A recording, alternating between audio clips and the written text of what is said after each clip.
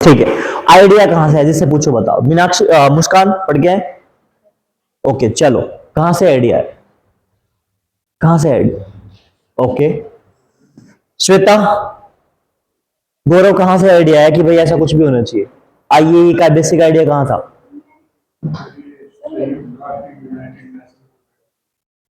United nation का क्या था? ओके मतलब देखो, मैं चलो ये बात आप सही बोल रहे हो बिल्कुल। मैं ये पूछ रहा हूं कि भाई अगर आज मैं यहाँ पे पढ़ा रहा हूँ, मैं कुछ भी कर रहा हूँ, हम कुछ भी काम करते हो कहीं ना कहीं किसी से अफिलेक्टेड होते हो कि भाई अगर मैंने 12th में क्या लिया था, नॉन मेडिकल, तो हायर चांसेस है कि बीएससी नॉन मेडिकल में मैं पढ़ूंगा as compare to BSc medical में, क्योंकि मेरे पास के एक्शन किसी एक्शन से इन्फ्लुएंस होकर आ रही होती है। क्यों था, क्या बेसिक आइडिया था? ये चीजें बढ़ने की मतलब जैसे जैसे मतलब शांतिपूर्ण या पीसफुल के लिए कह सकते हैं कि वो। हाँ थैंक यू। हाँ क्या है बताओ, कोई बात नहीं बताएं। अमेरिका के राष्ट्रपति कौन से थे?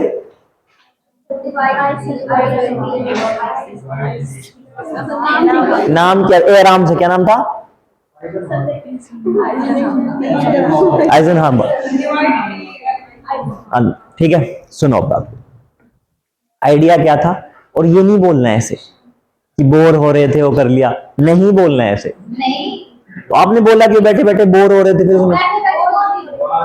अच्छा बोर हो रहे थे, okay. I think I need to earbuds use करने कम करना स्टार्ट करने पड़ेंगे। हाँ सॉरी, माई बैड। देखो हो क्या रहा था कि पहले हिरोशिमा और नागासाकी का जो वर्ल्ड वॉर 2 के टाइम पे चीजें स्टार्ट हुई, ठीक है। उन्होंने क्या यूज किया सबको पता है, हिरोशिमा नागासाकी वो सब, ठीक है। यूएस गवर्नमेंट तो छोड़ो, अमेरिकन गवर्नमेंट की बात करता हूं, ठीक है। अमेरिकन गवर्नमेंट ने क्या किया, उन्होंने एक इनिशिएटिव लेके आए, that initiative is known as atom for peace. Atom for peace कि भाई अब तक जो एटम, मेरे कौन से एटम, यूरेनियम प्लूटोनियम बॉम्ब बनाए थे, ठीक है। तो इनका हमने क्या है, इनका पीसफुल यूज नहीं किया। अब पीसफुल मेरे लिए यूज क्या होता है, यानी मैं क्या करूंगा अब आगे से मेरे लिए पीसफुल यूज होगा। और पीसफुल यूज में मेरे पास क्या है, मैं एटम्स को किस लिए यूज करूंगा, फॉर द इलेक्ट्रिसिटी प्रोडक्शन। दूसरा मेरे पास क्या होगा, मेडिकल यूज। घबराओ मत, आज हम मेडिकल यूज भी पढ़ेंगे, कैसे कैसे मेडिकल यूज करते हैं हम एटम्स, ठीक है। वहां जब तक मेडिकल यूज में पहुंचेंगे तब हमारी क्लास, तो हमारी न्यूक्लियर एनर्जी सारी की सारी चैप्टर खत्म हो जाएगा, ठीक है। अच्छा तो इन्होंने क्या किया, फिर इनिशिएटिव लेके आए, ये कहां पहुंचे, यूएन में पहुंचे, ठीक है। अब एक चीज है, ये क्यों जा रहे थे, उस टाइम पे सिर्फ 2 ही कंट्री थी। अच्छा एक चीज बताओ, ठीक है, बलि किसकी दी जाती है, बकरे की, और कहीं की जगह पे गाय वगैरह की, मतलब वो और चीजों की, जानवरों की। कभी भेड़िए की बकरी देते सुने, कभी किसी ने दी हो, किसी ने शेर की बलि दी हो? That's the concept and that's the basic fundamental rule, basic nature। हम क्या है, वी आर सोशल एनिमल। हम क्या पढ़ते हैं, इंसान के बारे में क्या कहा जाता है, सोशल एनिमल है, तो हम भी जानवर। So the rule of the wild is also apply on us. अगर मैं इस पावर के कंसेप्ट पे एक चीज देखता हूं, स्टार लगा रहा हूं 2, note use in your notebooks, ठीक है, note use in your notebook. क्या करना है, अगर मैं इस पावर के कंसेप्ट पे बात करता हूं, तो उस टाइम पे सबसे पहले मेरे पास क्या था, सारे के सारे जो वेपन्स वॉर हो रहे हैं, वॉर के लिए मुझे किसकी जरूरत पड़ेगी, वेपन्स की। और वर्ल्ड वॉर 1 में हमने नॉर्मल कन्वेंशनल वेपन क्या कर दिए, सारे सारे खत्म कर दिए। युद्ध और लंबा चलता, वर्ल्ड वॉर 2 जब हिरोशिमा नागासाकी नहीं होता तो वॉर और लंबा चलता, लेकिन उन्होंने क्या किया, एक दिन डाला, 4 दिन के बाद में जापान ने सरेंडर कर दिया, युद्ध खत्म, वर्ल्ड वॉर खत्म। तो हुआ क्या, वर्ल्ड वॉर 1 में सारे कन्वेंशनल वेपन कौन से, गोला बारूद, टैंक वैंक सब, रॉकेट रॉकेट सब खत्म, मोर्टार वगैरह, ठीक है, तब तक कहां पे बैलिस्टिक लॉन्ग रेंज की बैलिस्टिक मिसाइल तब तक थी भी नहीं इतनी। यस थी बैलिस्टिक मिसाइल कंसेप्ट था, लेकिन इतनी लॉन्ग रेंज की नहीं थी कि 27 मैक की होगी, 46 मैक की होगी, मिनट मैन 2 नाम से होंगी। चल अच्छा, वो पढ़ा तुमने R9X मिसाइल? मैं तो भूल ही गया था, पढ़ लेना R9X मिसाइल को। ठीक है, तो हुआ क्या, होमवर्क दे रखा है मैंने पहले। तो हुआ क्या, अब मेरे पास जो वर्ल्ड वॉर 2 आया तो उसके एंड होने में मेरे पास क्या थी, एटॉमिक बम का एक बहुत बड़ा रोल था। और ये किसके पास था, दो ही कंट्री थी, या तो यूएसए या फिर सोवियत यूनियन। यस, जर्मनी के कुछ साइंटिस्ट थे, जर्मनी के साइंटिस्ट थे। जैसे ही वॉर खत्म हुआ सबने क्या कर दिया, रूल लगाए साइंटिस्ट के ऊपर, या तो you came to the America and work for America, otherwise you are killed. या तो तुम्हें उनके दिमाग में मतलब लगाया, यहाँ पे बंदूक लगा के बोला कि या तो जान चाहिए तो यूएसए में आगे यूएसए के लिए काम करो, वो नहीं मार देंगे। जो बहुत बड़े पेट्रियोटिज्म वाले थे कि हमें नहीं, हेल हिटलर वाले, समझते हो, हेल हिटलर, हिटलर की जय हो, जय श्री राम वाला कंसेप्ट है वहां पे भी, hail Hitler, raise their left hand and they say hail Hitler. तो उनका क्या था, तो कुछ लोग मारे गए और बहुत सारे साइंटिस्ट, जर्मनी साइंटिस्ट कहां से आ गए, यूएस में आ गए, and they contributed letter on stage में। और सारा का सारा यूएस क्या था, सारा का सारा यूएस भी इसी फंडे पे था कि यूरोपियन के लोग, जो बहुत सारे लोग यूरोप से ही गए थे। ठीक है, चल, तो अब कंसेप्ट क्या था, अब पावर की क्या था, पावर में सुपरमेसी चाहिए थी। तो इन्होंने बोला कि जो अब जो एटम्स है कौन से, ये वाले, ये किसके लिए यूज होंगे, फॉर द पीसफुल पर्पस। और इसी बिहाफ पे कंसेप्ट आता है इंटरनेशनल एटॉमिक एनर्जी। ठीक है, अब इसके अंदर बहुत सारे रूल्स है। और क्या पढ़ा आपने इसमें, आईईए में कुछ पढ़ा है, मेंबर्स, मेंबर्स पढ़े हैं, चलो भूल जाओ मेंबर्स। और क्या पढ़ा है, स्ट्रक्चर क्या है, स्ट्रक्चर में यूएनएससी का, ओके यूएनएससी में होगा। ठीक है, और क्या पढ़ा है, रिपोर्ट, रिपोर्ट कौन सी है रिपोर्ट रिलीज कर, यूएनएससी, हाँ सिक्योरिटी काउंसिल को रिपोर्ट, अच्छा रिपोर्ट करता है, मुझे लगा कि यूएई की कोई रिपोर्ट आती है। अच्छा, और जी हाँ ठीक है, जनरल असेंबली है, ठीक है। और इसके अलावा क्या पढ़ा, रिसेंट डेवलपमेंट्स में क्या पढ़ा,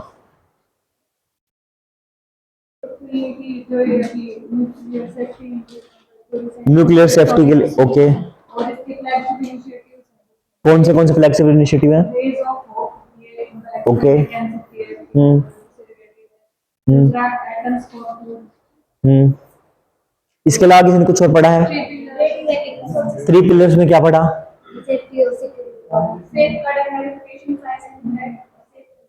और क्या पढ़ा है, छोड़ो हटाओ, और क्या पढ़ा है इसके अलावा, रेडियो एक्टिव सोर्सेज का क्या करती है, 5 हिस्सों में बैठा है, नहीं। और कुछ पढ़ा है, योर रोल ऑफ, यस, क्या पढ़ा है इसमें, यस, हाँ क्या क्या सेफ गार्ड्स है, न्यूक्लियर पावर प्लांट के चक्कर में क्या रोल है आईएई का, नहीं ध्यान रखा किसी ने कुछ पढ़ा है, न्यूक्लियर, हाँ क्या पॉइंट पढ़े, 4 पॉइंट क्या क्या है, अगर आपने पढ़ा तो ठीक है, नहीं मैं बताता हूँ।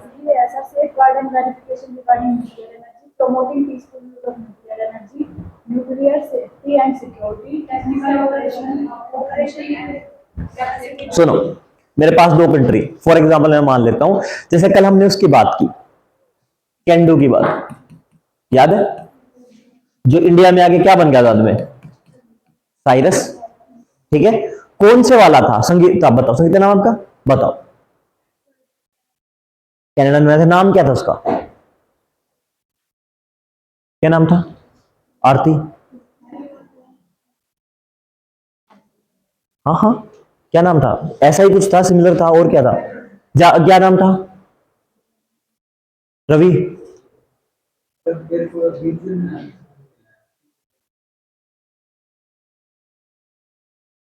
कल आए थे, क्या नाम, जागृति, नहीं जागृति तो ये है, गायत्री, हाँ बताओ,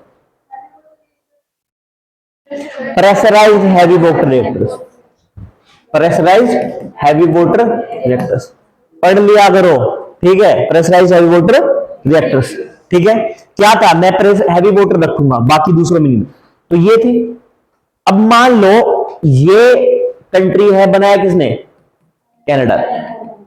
यूज कौन कर रहा है बाद में, इंडिया कर रहा है। मान लो पाकिस्तान भी कर रहा है, चाइना, मतलब मान लो कि यहां पे ये भी यूज कर रहे हैं।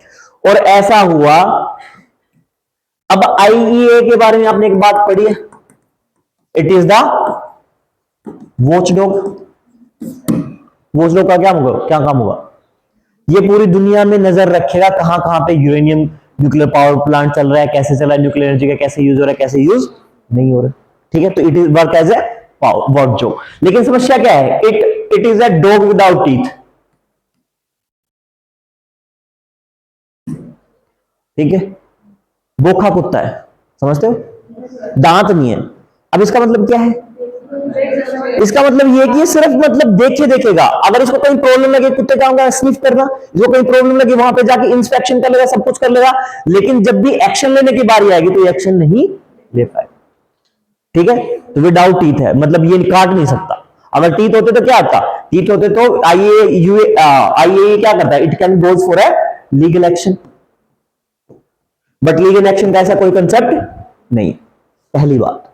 दूसरी बात सुनो, मान लो कंट्री इन्होंने क्या किया, कंट्री ए ये कनाडा, कंट्री बी इंडिया। अब पूरे वर्ल्ड में ये क्या करेगा, जितने भी न्यूक्लियर पावर प्लांट्स है उन सब में क्या करा गया, कैमरा इंस्टॉल करेगा।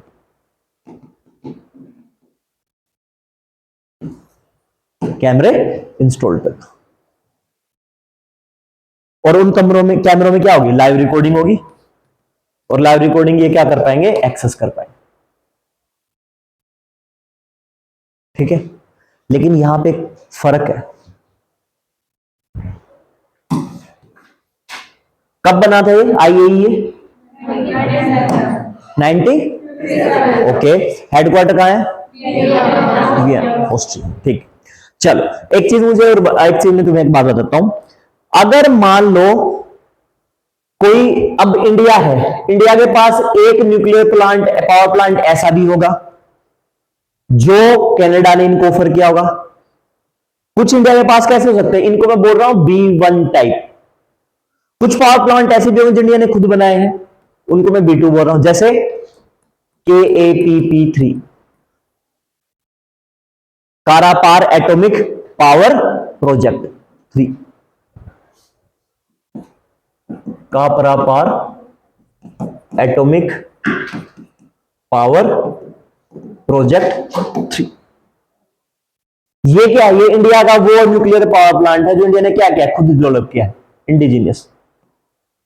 हिंदी में वालों, देशज टेक्निक से, खुद से। और एक ऐसे हो सकते हैं जो इंडिया को दिया हो, ठीक है। बहुत सारे हैं, बहुत सारे हैं। प्रेशराइज्ड हैवी वाटर रिएक्टर, ठीक है। अब दोनों में कैमरे लगेंगे, दोनों में कैमरे लगेंगे, तो क्या दोनों की रिकॉर्डिंग आईएई के पास जाएगी, आंसर इज नो। इंडिजिनियस की नहीं जाएगी, किसकी जाएगी, जो किसी दूसरी कंट्री की हेल्प से इंडिया में इंस्टॉल है, यानी B1 टाइप की जाएगी। किसकी जाएगी, सिर्फ B1 टाइप की जाएगी। दूसरा कनाडा, अगर कनाडा क्या है, there is a treaty that is known as NPT, non proliferation treaty, non proliferation of nuclear weapons treaty. इसको वैसे बोलेंगे तो क्या बोलेंगे, non proliferation of nuclear weapons. पढ़ा है पहले कभी, पढ़ा है थोड़ा बहुत, कितने लोगों ने पढ़ा है, सुना है या पढ़ा है, ओके ठीक है। कहां पे, इससे पहले या फिर अभी खुद पढ़ रहे थे तब, या इसी में आईएई के साथ में, ठीक है। जिन्होंने नहीं पढ़ा है पढ़ के आना, ठीक है, पढ़ के आना, कुछ बात होगी तो मुझे। तो इसका रूल क्या है, ये क्या कहता है, ये कहता है कि भाई 1 जनवरी 1963 से पहले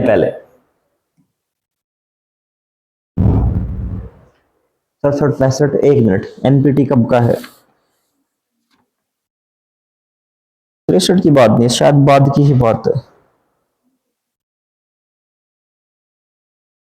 67, सॉरी। एक रूल आया कि 1 जनवरी 1967 से पहले क्या है, जिन कंट्रियों ने क्या कर लिया है, न्यूक्लियर वेपन बना लिया है। न्यूक्लियर वेपन की बात करो, न्यूक्लियर पावर प्लांट की बात नहीं करो। यानी क्या किया है, इन्होंने यूरेनियम इनरिच कर लिया।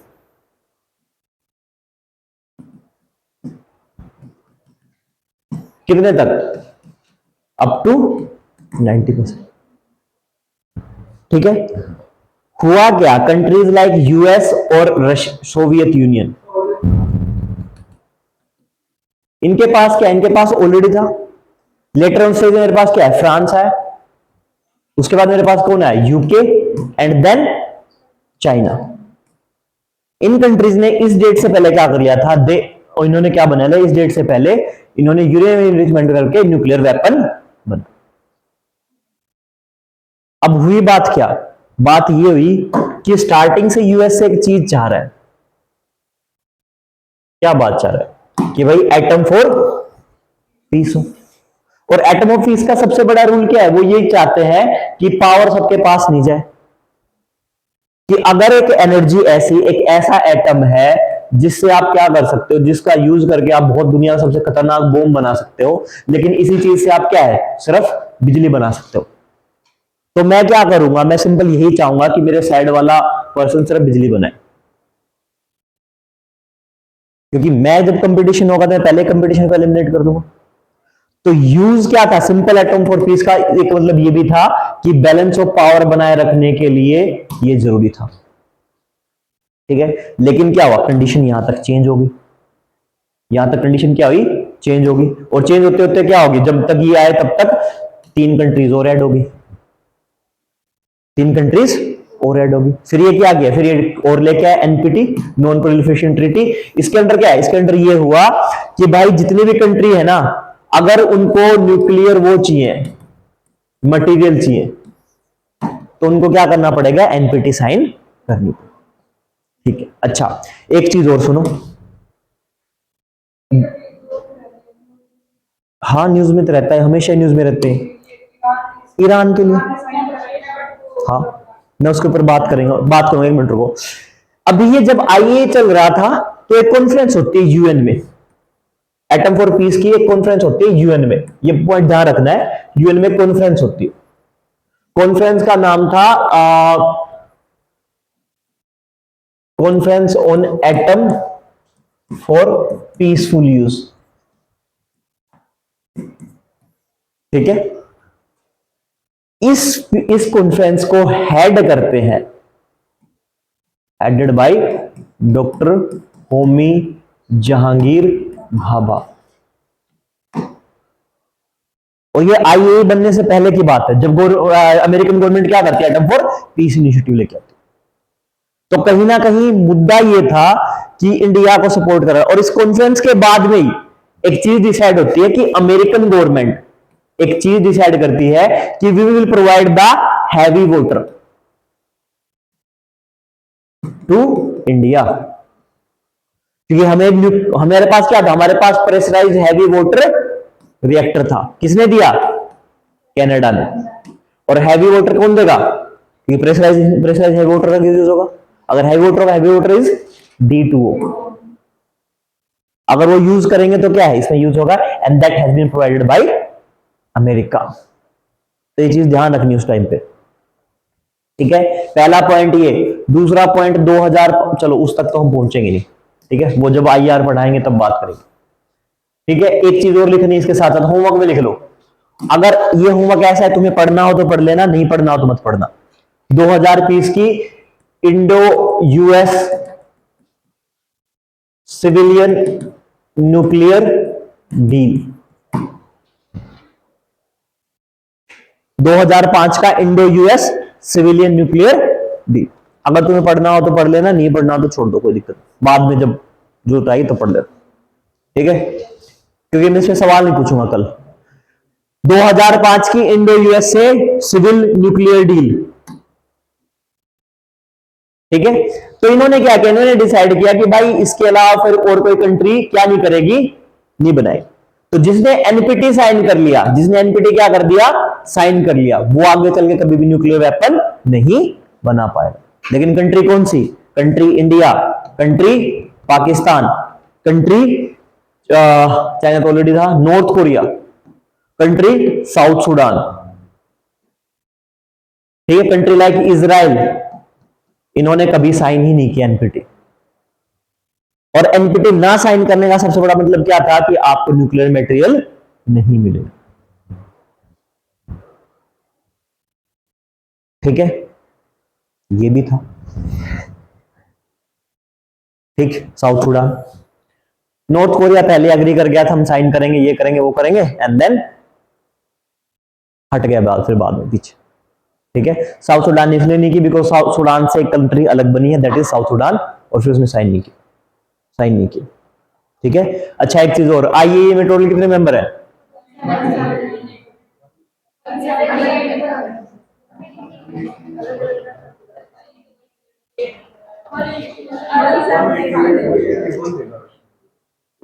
कितने दिखा रखे हैं,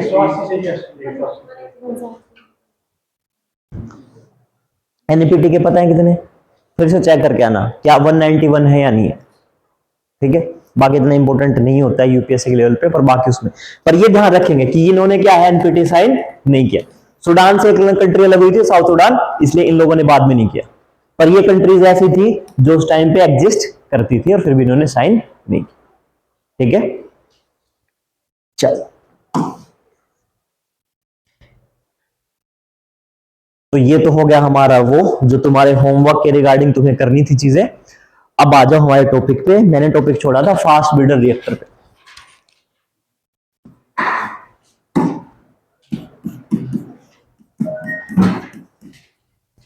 fast breeder reactors,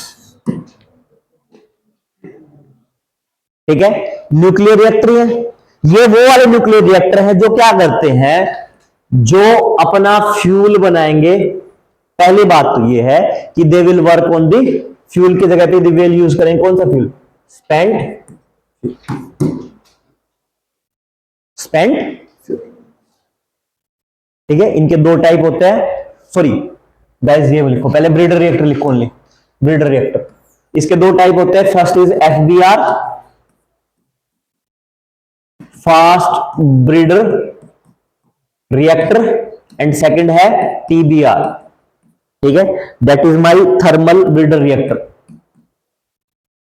thermal breeder reactor, ठीक है। इसमें मैं यूज करूंगा प्लूटोनियम और इसमें मैं यूज करूंगा थोरियम,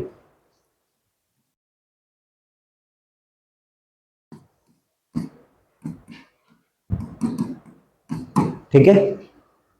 थोरियम की बात सुन लो, थोरियम की इन्वेंशन कब हुई थी, इन द ईयर ऑफ 1823, 1823 में पहली बार किसको खोजा गया था, थोरियम को खोजा गया था। थोरियम का नाम किस पे डिफाइन होता है, थोर से, गॉड ऑफ थंडर, ठीक है, वो जो मार्वल कॉमिक्स में आता है थोर, क्रिस हेम्सवर्थ जिसका रोल प्ले कर रहे हैं, ऑस्ट्रेलियन एक्टर, ठीक है, उनके नाम से इंप्लाई होके। आपने क्या कुछ और बोला था नामी का, okay, and then comes the thorium, ठीक है। अब एक मेरी बात सुनो, अगर तुम्हें आज पीछे का नहीं आता है तो तुम्हें नहीं आएगा। अब सुनो मेरी बात, हमारे पास यूरेनियम है, किस फॉर्म में है, 99.27% किस फॉर्म में, यूरेनियम 238,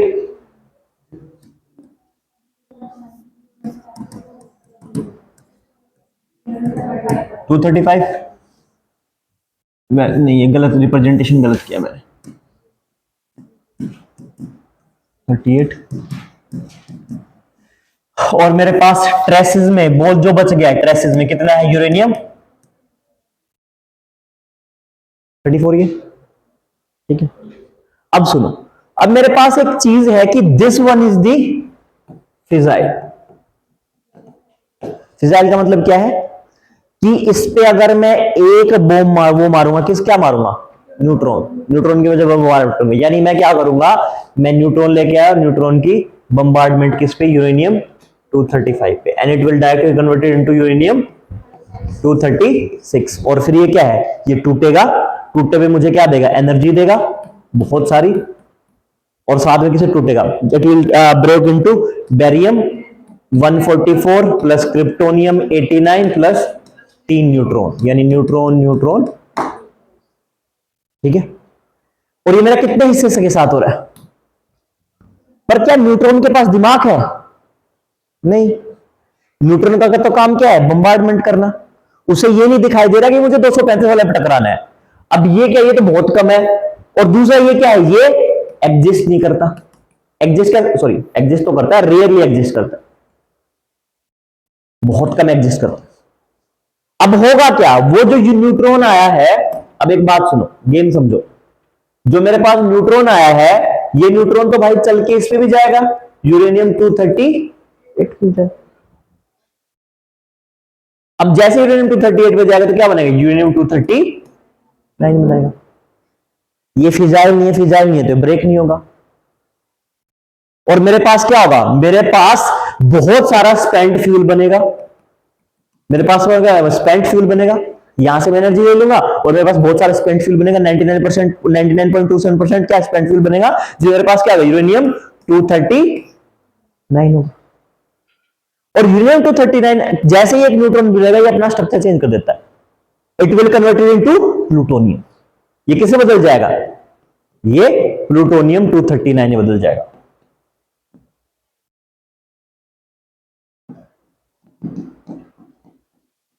सर ये क्या बात कर दी आपने, ऐसे कैसे हो सकता है,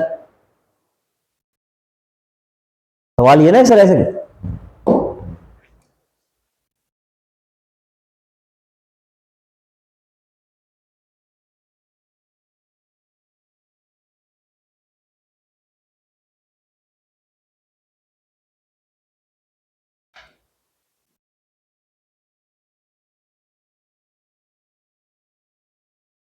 इलेक्ट्रॉन तो आवारा आदमी है, घूमते रहते हैं, ठीक है, जिसको जरूरत पड़ेगी वो ले लेता है, जिसको जरूरत नहीं है वो दे देता है। मेन क्या पार्ट है, न्यूट्रॉन वगैरह।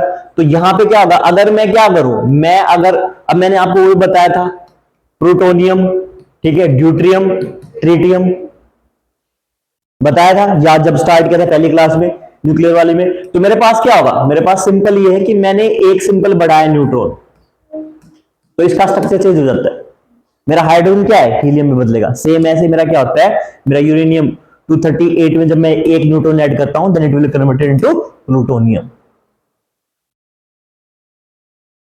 ठीक है, अब ये मेरे पास क्या है, जब ये मेरे पास प्लूटोनियम बहुत ज्यादा एक्स्ट्रा हो गया, इसका मैं क्या करूं, मैं इसका क्या करूं, मैं इसको लेके आता हूं अपने फास्ट ब्रीडर रिएक्टर में। अब मेरे पास क्या, अब मैंने आप लोगों को बताया था, मेरे पास बीज पार्ट में क्या होगा, फ्यूल रोड याद है, नीचे क्या होंगे, कंट्रोल रोड्स, और ऊपर क्या होंगे, मॉडरेटर। लेकिन मेरी सबसे बड़ी खासियत क्या है, फास्ट ब्रीडर रिएक्टर में मेरे मॉडरेटर नहीं होते, ध्यान रखना ये बात। अगर मेरे फास्ट ब्रीडर रिएक्टर में नहीं होंगे तो इसलिए इसीलिए इसका नाम क्या दिया है, फास्ट। मैं वहां पे क्यों यूज कर रहा हूं, मैं क्यों यूज कर रहा हूं मॉडरेटर, वहां पे मैं मॉडरेटर इसलिए यूज कर रहा हूं क्योंकि एक न्यूट्रॉन आते एकदम से मेरा क्या है, यूरेनियम 235 मेरा फिजाइल है, और वो क्या करेगा, सडनली मुझे एनर्जी दे देगा। लेकिन ऐसा मेरे साथ वो जगह पे नहीं है, तो मुझे क्या करना पड़ता है, मुझे अपने फिजाइल मेटेरियल के लिए अपने न्यूट्रॉन्स को कंट्रोल करके रखना पड़ता है, और जब मैं कंट्रोल करके रखूंगा तो आई नीड मॉडरेटर, तो मुझे किसी जरूरत पड़ेगी मॉडरेटर। और यहां पे मेरे पास क्या है, यहां पे मेरे पास ये फिजाइल नहीं है, अब मेरे पास फिर से आएगा। अब मुझे क्या करना है, एकदम से बहुत ज्यादा मटेरियल यूज करना है, व्हाट आई यूज, अब मैं यूज करूंगा यूरेनियम 239 है मेरे पास, यूरेनियम 239 मेरा किस में बदलेगा, प्लूटोनियम 239 में। ठीक है, अब मैं इसमें क्या दूंगा, एक न्यूट्रॉन दूंगा, देन प्लूटोनियम क्या बनेगा, प्लूटोनियम 240 में कन्वर्ट हो जाएगा, प्लूटोनियम क्या हो जाएगा 235 में। एंड ये क्या होगा, जब ये दोनों टूटेंगे तो ये फिर से मुझे यूरेनियम 232 देंगे।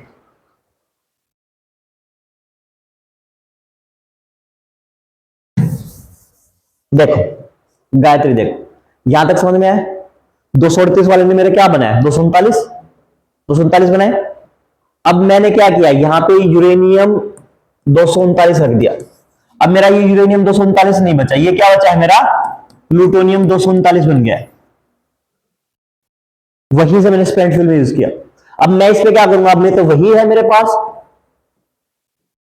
क्या बम्बार्डमेंट ऑफ यूरेनियम। अब मेरे पास क्या होगा, मेरे पास प्लूटोनियम है, प्लूटोनियम 39, इसमें मैं क्या करूंगा, एक तो किस में बदलेगा, प्लूटोनियम 240, किस में बदलेगा ये, plutonium 240।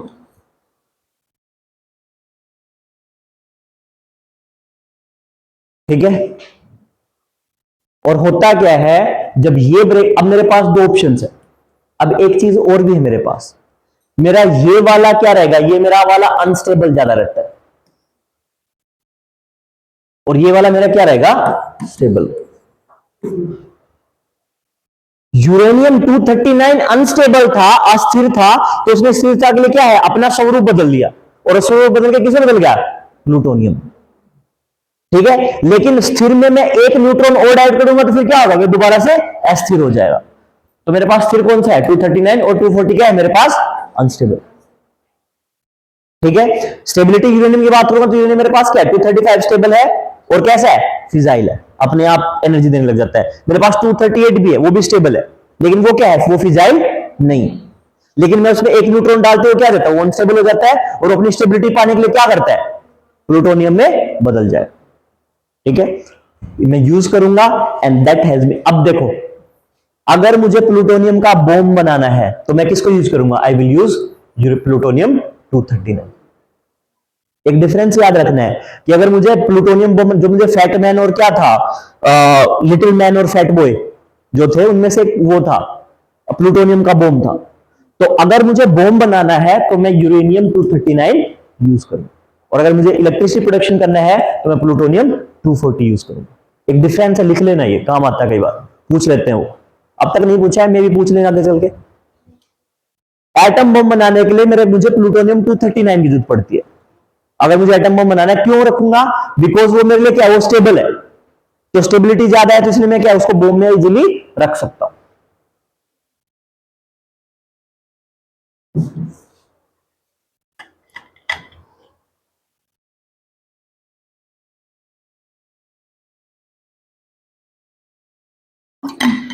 And this is my use for, किस लिए होगा मेरे लिए, यूरेनियम के लिए यूज हो, सॉरी प्लूटोनियम में यूज करूंगा, किसमें, फास्ट ब्रीडर रिएक्टर।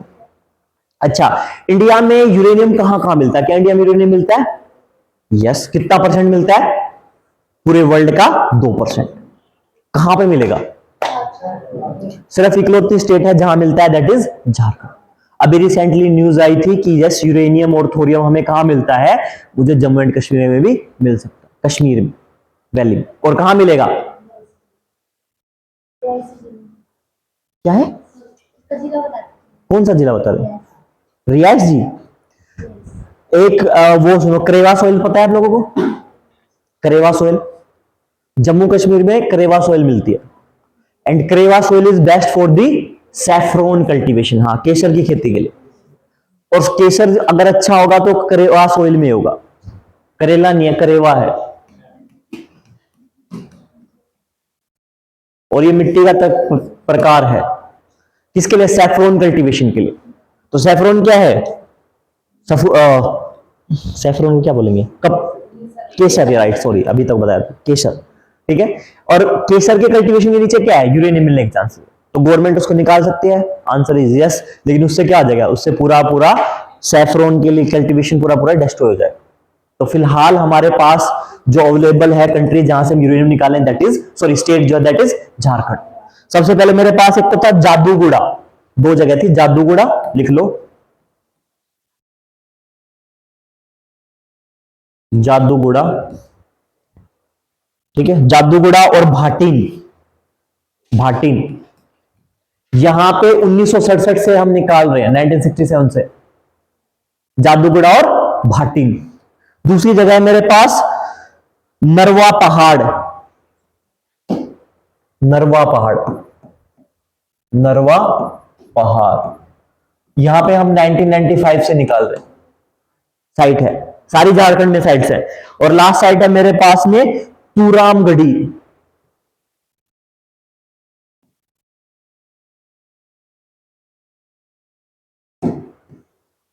यहां पे मैं 2002 से को कर रहा हूं, यूरेनियम निकाल रहा हूं, ठीक है। लेकिन सबसे बड़ी दिक्कत भी ये है कि जो मेरा नरवा पहाड़ है वहां के आसपास के गांव में बहुत खराब हालत हो रखी है।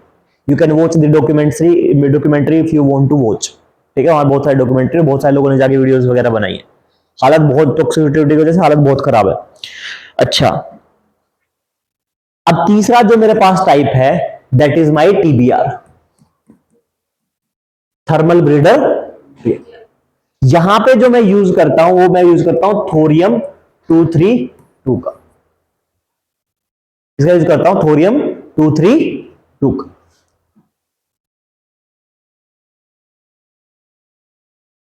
थोरियम 232।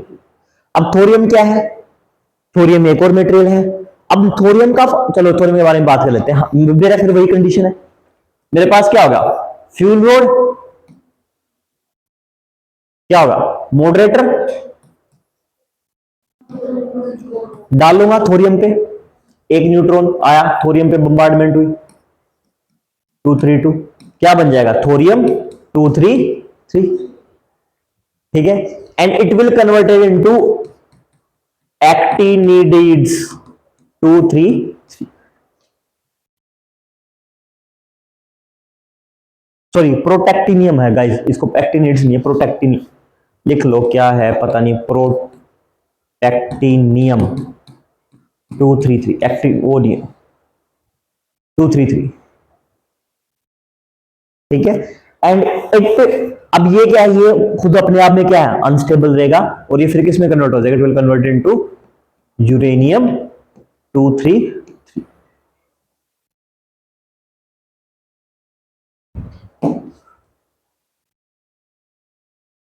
दिख रहा है अभी? और फिर मैं क्या करूंगा? फिर इसको यूज करूं, ठीक है। अब मैं बात करूं अगर थोरियम की, तो इंडिया सबसे ज्यादा कंट्री किसके पास थोरियम है? इंडिया। पूरे वर्ल्ड का 25% रिजर्व किसके पास है? इंडिया के पास। और कौन सी स्टेट में सबसे ज्यादा है? आंध्र प्रदेश के पास, ठीक है। दूसरे नंबर पे कौन सी कंट्री जिसके पास थोरियम सबसे ज्यादा है? थोरियम सबसे ज्यादा किसके पास है? सेकंड नंबर पे ऑस्ट्रेलिया। वैसे अगर यूरेनियम की बात करोगे तो सबसे ज्यादा यूरेनियम किसके पास है? ऑस्ट्रेलिया एंड कनाडा के पास, ठीक है। इंडिया के पास क्या है? पूरे वर्ल्ड का 2%। क्या रह गया? पूरे वर्ल्ड का थोरियम रिजर्व का 25% इंडिया में एग्जिस्ट करता है। अगर मैं पूरे वर्ल्ड में थोरियम का देखूं तो उसका 25% कहां रहे मिलेगा? सिर्फ और सिर्फ इंडिया। और इंडिया में किस स्टेट में सबसे ज्यादा है? आंध्र प्रदेश, ऑस्ट्रेलिया, ठीक है। अब बात क्या है? अब बात यह है कि यार मेरे पास जो थोरियम है वो भी मुझे क्या देता है? कमाल की एनर्जी देता है। अब यूरेनियम क्या है? यूरेनियम का सबसे बड़ी प्रॉब्लम यह है कि जब मैं यूरेनियम को एक्सट्रैक्ट करता हूं तो मेरे पास मिक्स ऑफ ऑक्साइड्स के रूप में मुझे क्या मिलेगा? यूरेनियम मिलेगा। और यूरेनियम ऐसा है कि अगर मैं यूरेनियम को रख दूंगा तो यूरेनियम का कौन सा पार्ट, न्यूट्रॉन मेरे आसपास घूमते रहेंगे, वो अपने आप क्या है? डिके होता रहेगा, ठीक है। और इवन अपने आप क्या दे देगा? एनर्जी दे देगा। डिके होना एक अलग बात है, लेकिन रिएक्ट करके फिजाइल होने की वजह से व्हाट इट डू, वो क्या करेगा? वो एनर्जी देगा, ब्लास्ट हो सकता है और सब प्रॉब्लम क्रिएट करेगा। बिकॉज यूरेनियम 235 क्या है? 0.72% क्या है? वो हिस्सा है जो क्या है? बहुत ज्यादा फिजाइल है, एनर्जी देता है। मान लिया कि 238 ऐसा कुछ नहीं करेगा, लेकिन बहुत सारा पार्ट क्या करेगा? एनर्जी देके ब्लास्ट होता है। तो यूरेनियम का जो मेंटेनेंस है वो मेरे लिए क्या है? बहुत ज्यादा कॉस्टली। दूसरा मेरे पास समस्या है, दूसरी समस्या मेरे पास ये है कि जब जब भी मैं क्या करता हूं, स्टोर कर, जब भी मुझे कोई नया इंफ्रास्ट्रक्चर बनाना है, न्यूक्लियर पावर प्लांट बनाना है, तो मेरे न्यूक्लियर पावर प्लांट्स में क्या इन्वेस्टमेंट बहुत ज्यादा है। और एक्सट्रैक्ट करने के मामले में मेरे लिए क्या है? बहुत ज्यादा प्रॉब्लम। और मुझे क्या करना पड़ेगा? अगर मैं pressurised heavy water reactor use नहीं कर रहा हूं तो मुझे क्या करना पड़ेगा? यूरेनियम का इनरिचमेंट करना पड़ेगा। और इनरिचमेंट में मुझे फिर गैसिफिकेशन में मेरा इनपुट कॉस्ट क्या बच जाएगा, गैसिफिकेशन और फिल्ट्रेशन यूज करूंगा तो मेरे पास क्या इनपुट कॉस्ट मेरा बढ़ जाए, वो भी प्रॉब्लम है। और जब सब लोग बार बार इनरिचमेंट क्या है, इनरिचमेंट क्या है, सिंपल वही प्रोसेस है जिसमें मैं क्या है 235 का कंसंट्रेशन बढ़ा रहा हूं, अब 0.72% से क्या है ज्यादा कर रहा हूं, 0.72% से मैंने ज्यादा कितना कर दिया, 2%, 3%, 5%, 10%, 40%, और जब तक 90% करूंगा तब क्या है मेरे पास मिलिट्री ग्रेड का हो जाएगा, दैट इज एनरिचमेंट। और ये मेरा डाइट यूज कर रहा है, तो ये प्रॉब्लम। लेकिन थोरियम के साथ ऐसी कोई भी प्रॉब्लम नहीं, थोरियम अपने आप में मस्त है। थोरियम आपको कैसे मिलेगा, थोरियम आपको मिलेगा मोनोजाइट की फॉर्म में।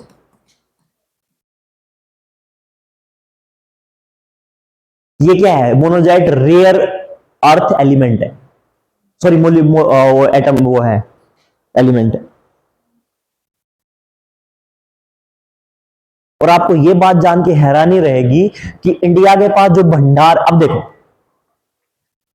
एक चीज बताओ, मेरे पास एक तो 2 किलोग्राम का इतना बड़ा सोने का वो है, पत्थर टाइप स्टोन टुकड़ा है कोई पत्थर, और मेरे पास छोटे छोटे कण गिरे हुए हैं 100 किलोग्राम के जमीन पे सोने के। मेरे लिए फायदेमंद, मेरे लिए इजी कौन सा है और फायदेमंद कौन सा है ज्यादा, छोटे कण, बड़े वाला ब्लॉक।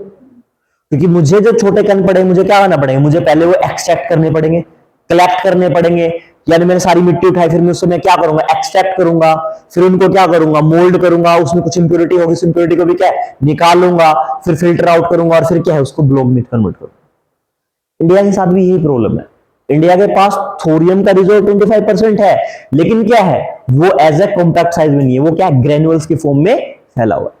हमारे पास विजाक वो है बीच में, विशाखापट्टनम में बीच है, आप वहां बीच में जाओ आपको मोनोजाइट गिरे मिलेंगे, और मोनोजाइट में क्या है थोरियम बिखरा हुआ है।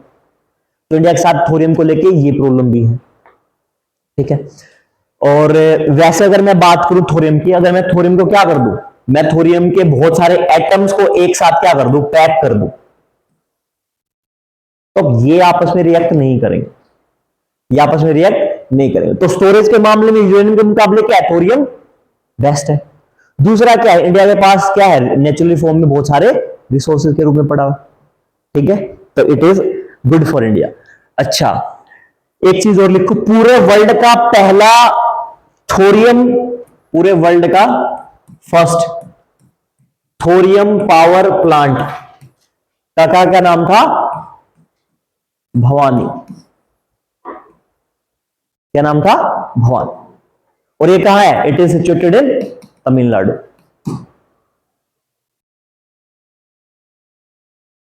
पूरे वर्ल्ड का पहला है, ठीक है इस मामले, ठीक। अब सुन, यहां तक क्लियर है, क्लियर। डॉक्टर होमी जहांगीर बाबा कहां थे, ये रहे, यूएसए में थे, कॉन्फ्रेंस ले रहे थे, ठीक है, वापस इसी पे ये आते हैं घर इंडिया में, ठीक है, and he will meet with the prime minister, not Modi ji, prime minister of India Pandit Jawaharlal Nehru मिलते हैं, and they will set a plan, ठीक है, वो एक प्लान बनाते हैं, वो plan is known as India's 3 stage nuclear plan. India 3 stage nuclear, 1957 के अराउंड बात चल रही है, ठीक है, 45 में, और प्लान मतलब 57 में तो हमने स्टार्ट कर दिया था प्लान, ठीक है। वो बात अलग है कि आज के टाइम पे कुछ भी कोई बात कहता हो, ठीक नहीं आई हंसी, चलो इतने बड़े समझदार नहीं। तो इन्होंने क्या कहा, स्टेज फर्स्ट में हम क्या करेंगे, we will use pressurised heavy water reactor. Fuel क्या होगा, अब जिससे पूछूंगा बताओ फ्यूल क्या होगा, यूरेनियम, कौन सा यूरेनियम, कौन सा यूरेनियम, सकीना, कौन सा यूरेनियम, शिवानी, कल लिखवाया था ना uranium to pressurised heavy water reactor, कौन सा? 235 तो बता दिया, कोई और जवाब देना है? प्रियांशु, दिनकर, 238। हाँ, फ्यूल में क्या यूज करूंगा मैं? Spent fuel, okay. आरती क्या यूज करूंगा मैं? यूरेनियम 235 क्या यूज करूंगा प्रेशराइज्ड हैवी वाटर में? Natural uranium. क्या यूज करूंगा फ्यूल में? Natural uranium. भाई मैं क्यों नेचुरल यूरेनियम यूज कर रहा हूं? अब तुम ये सोचो, क्यों मैं कनाडा के पास जा रहा हूं? कनाडा को मैंने बोला कि आप हमें क्या यूज करो, ये दो, और जब इंडिया में आएगा तो हम क्या यूज करेंगे? Cyrus.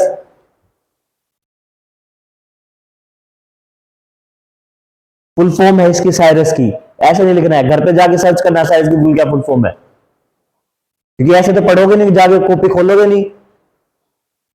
And then what will happen? क्यों किया हमने नेचुरल का? क्यों हम भी दूसरे की तरह यूज कर सकते थे? Boiling water reactor, boil water reactor use कर सकते थे, ठीक है, या फिर एडवांस वाटर यूज कर सकते थे। क्यों यूज नहीं किया? क्यों यूज नहीं किया? Because that require enriched uranium. Type 1 type 2 बताया था ना कल, type 1 type of nuclear reactors, type 1 type 2 boiling water, type 3 में क्या लिखा था? Pressurised water reactor. तो क्या था पहले दो वाले कौन से थे मेरे, जिनमें मैं क्या यूज कर रहा हूं? Enriched uranium.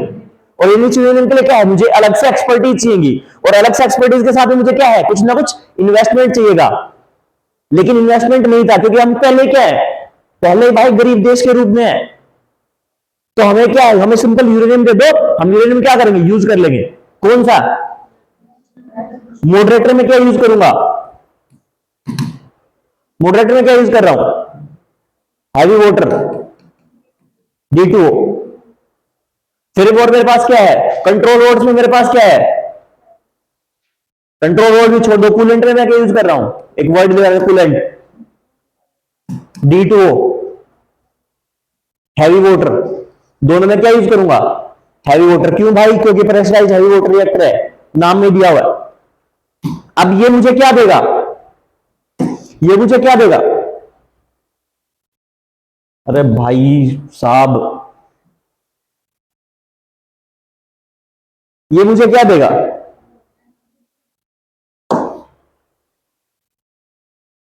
ये सब तो आएंगे ना।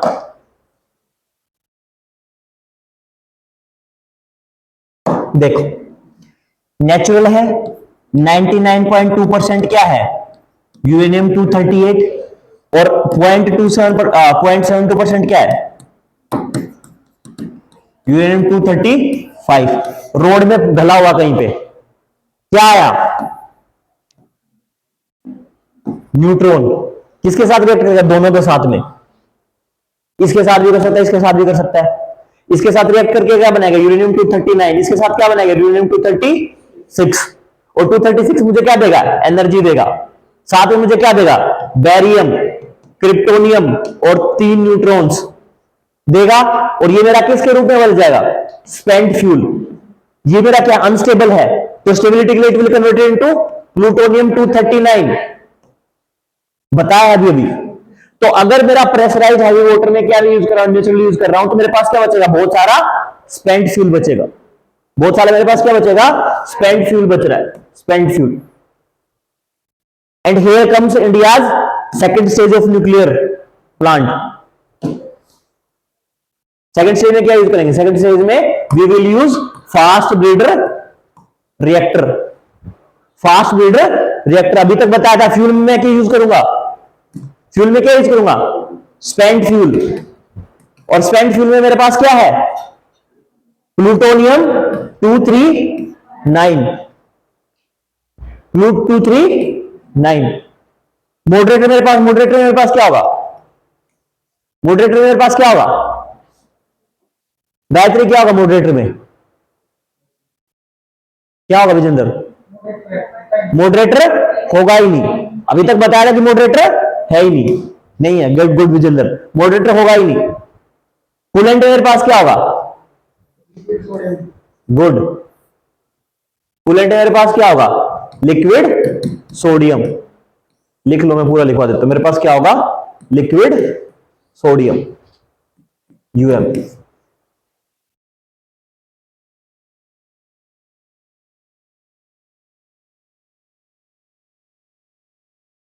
और फिर मेरे पास क्या आएगा, थर्ड स्टेज। फिर मेरे पास क्या आएगी, थर्ड स्टेज। उसमें मैं क्या यूज करूंगा, टीबीआर, थोरियम ब्रेडर रिएक्टर, या फिर क्या है, थर्मल ब्रेडर रिएक्टर। फ्यूल क्या होगा मेरे पास, फ्यूल मेरे पास क्या होगा, थोरियम 232। मॉडरेटर में क्या यूज करूंगा मैं, मॉडरेटर में क्या यूज कर रहा हूं, हैवी वाटर। कूलेंट में सॉरी एक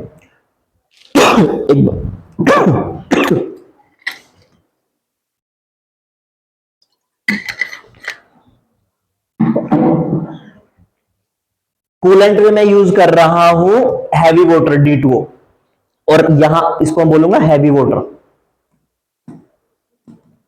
ठीक है। और मॉडरेटर में मैं यूज कर रहा हूं लाइट वाटर, यानी विदाउट मिनरल्स वाला, डिमिनरलाइज वाटर।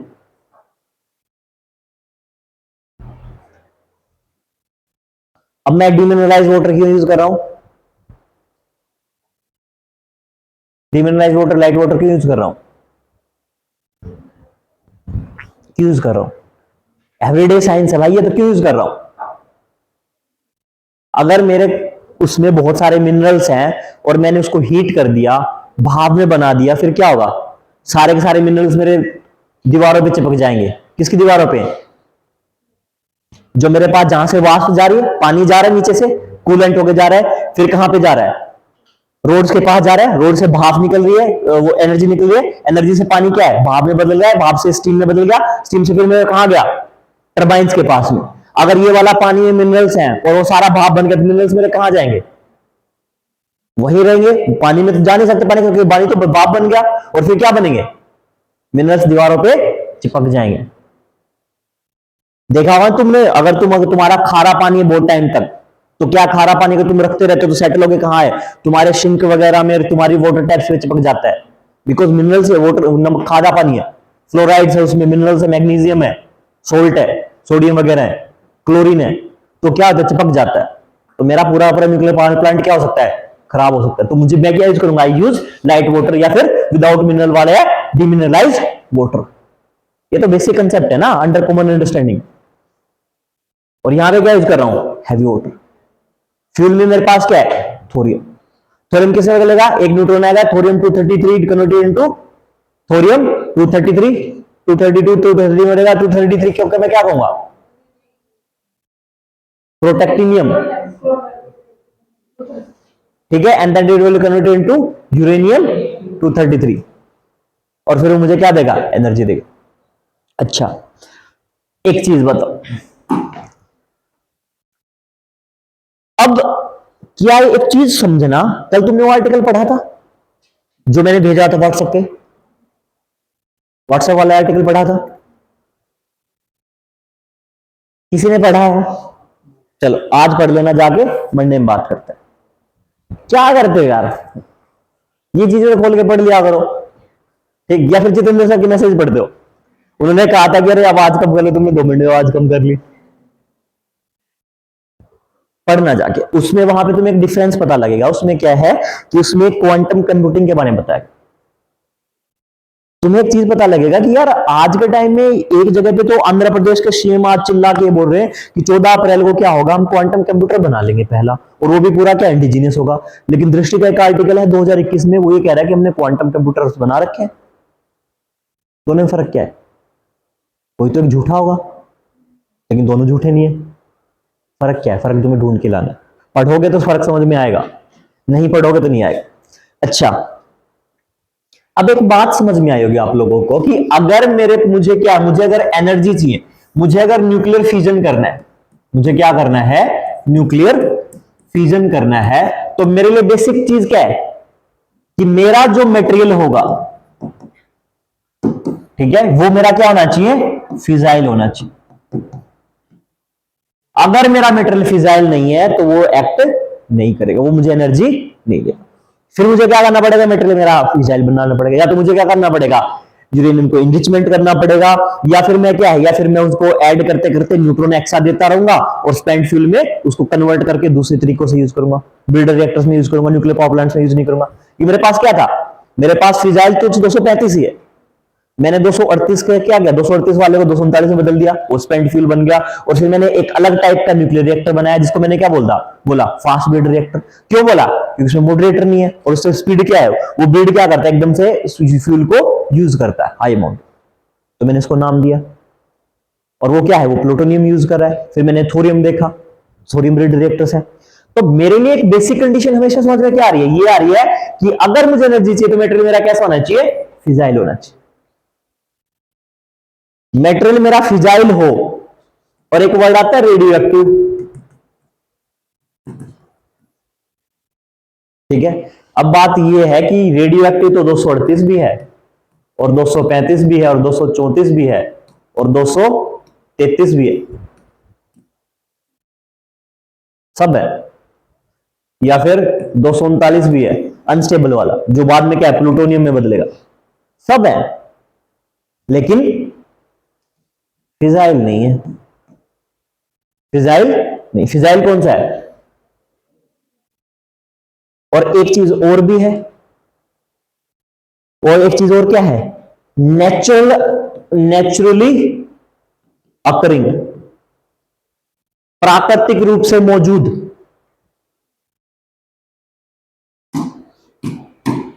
मेरे पास क्या नेचुरली अकरिंग कौन से हैं, 238 है, 235 है, 236 है, ये नेचुरल अकरिंग नहीं है, ये नेचुरल अकरिंग नहीं है। समझ आई बात, ये थोड़े माइन्यूट कंडीशंस होते हैं, यूपीएससी घुमा के दे देगा, तुम यहाँ पे न्यूक्लियर रिएक्टर पढ़ रहे हो, वो बोल देगा नेचुरल अकरिंग और नेचुरल अकरिंग कौन सा होगा, जो प्राकृतिक रूप से मौजूद है, यानी नेचुरल यूरेनियम कौन सा 235, 238 और 234, ये क्या है नेचुरली है। मेरे पास फिजाइल कौन सा है, फिजाइल कौन सा है 235, ठीक है। और मेरे पास रेडियो एक्टिव कौन से हैं, सारे के सारे, सारे के सारे। तो इस डिफरेंस को ध्यान रखना, ठीक है। कभी खाम का में क्वेश्चन आए बहुत इजी सा और तुम आ जाओ करके अरे सर ये तो पढ़ा ही नहीं था, ये बेसिक अंडरस्टैंडिंग की बात है। अगर मैं नेचुरल यूरेनियम बोल रहा हूं तो मैं किसकी बात कर रहा हूं, 238 की, 235 की और 234 की, ठीक है। कई बार ऐसा होता है कि बिल्कुल बच्चों वाला क्वेश्चन आ जाता है, हम पढ़ रहे हैं न्यूक्लियर रिएक्टर्स, आया यहां से सब लोग गलत करके आ गए, ठीक है। अच्छा, इसके अलावा क्या, अब इसके अलावा मेरे पास बहुत है, जैसे मैंने आपको बात की प्रोटेक्टिनियम की, प्रोटेक्टिनियम की बात की थी ना थोरियम से, प्रोटेक्टिनियम 233 थोरियम से बन के आ रहा है। This is not the naturally occurring. Radio active है, यस रेडियो एक्टिव है, क्या नेचुरली है, नहीं। अब मुझे एक बात बताओ, क्या आपको पता है कि रेडियो एक्टिव एलिमेंट्स कौन से हैं।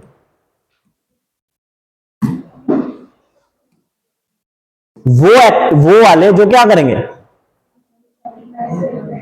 Alpha beta gamma rays release करेंगे, यूवी कर सकते हैं, वो कर सकते हैं, डिके होंगे, they have served by certain half life और वो। अब मैं इसके आगे एक वर्ड यूज हो रहा हूं, naturally occurring radio active elements.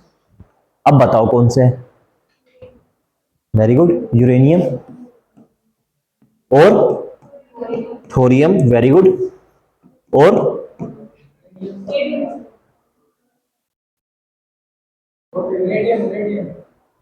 Radome, radium नहीं रेडोम, रेडोम 222, ठीक है, और कार्बन 14, कार्बन 14 एंड एक न्यूट्रॉन जा रहा है तब बन रहा है 239।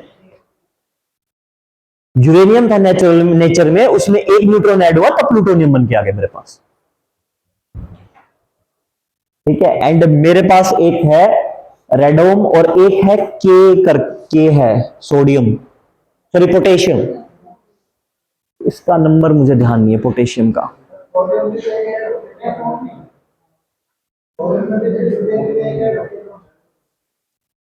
कहां बन रहे कैडो के? मैंने कब बताया भाई ये कैडो के और बन रहे कहां पे?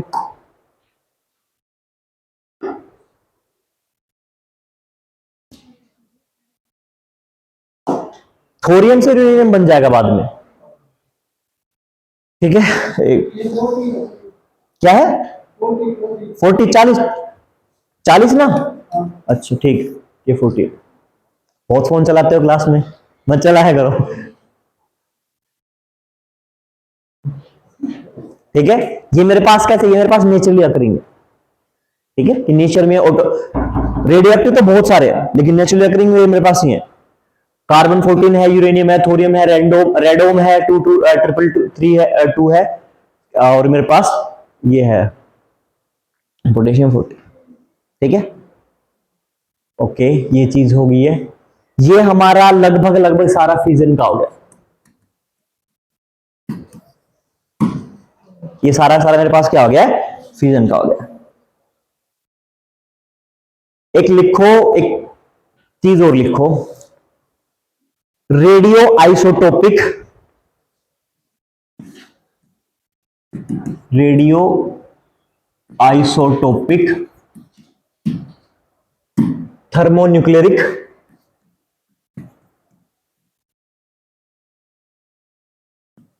जनरेटर्स।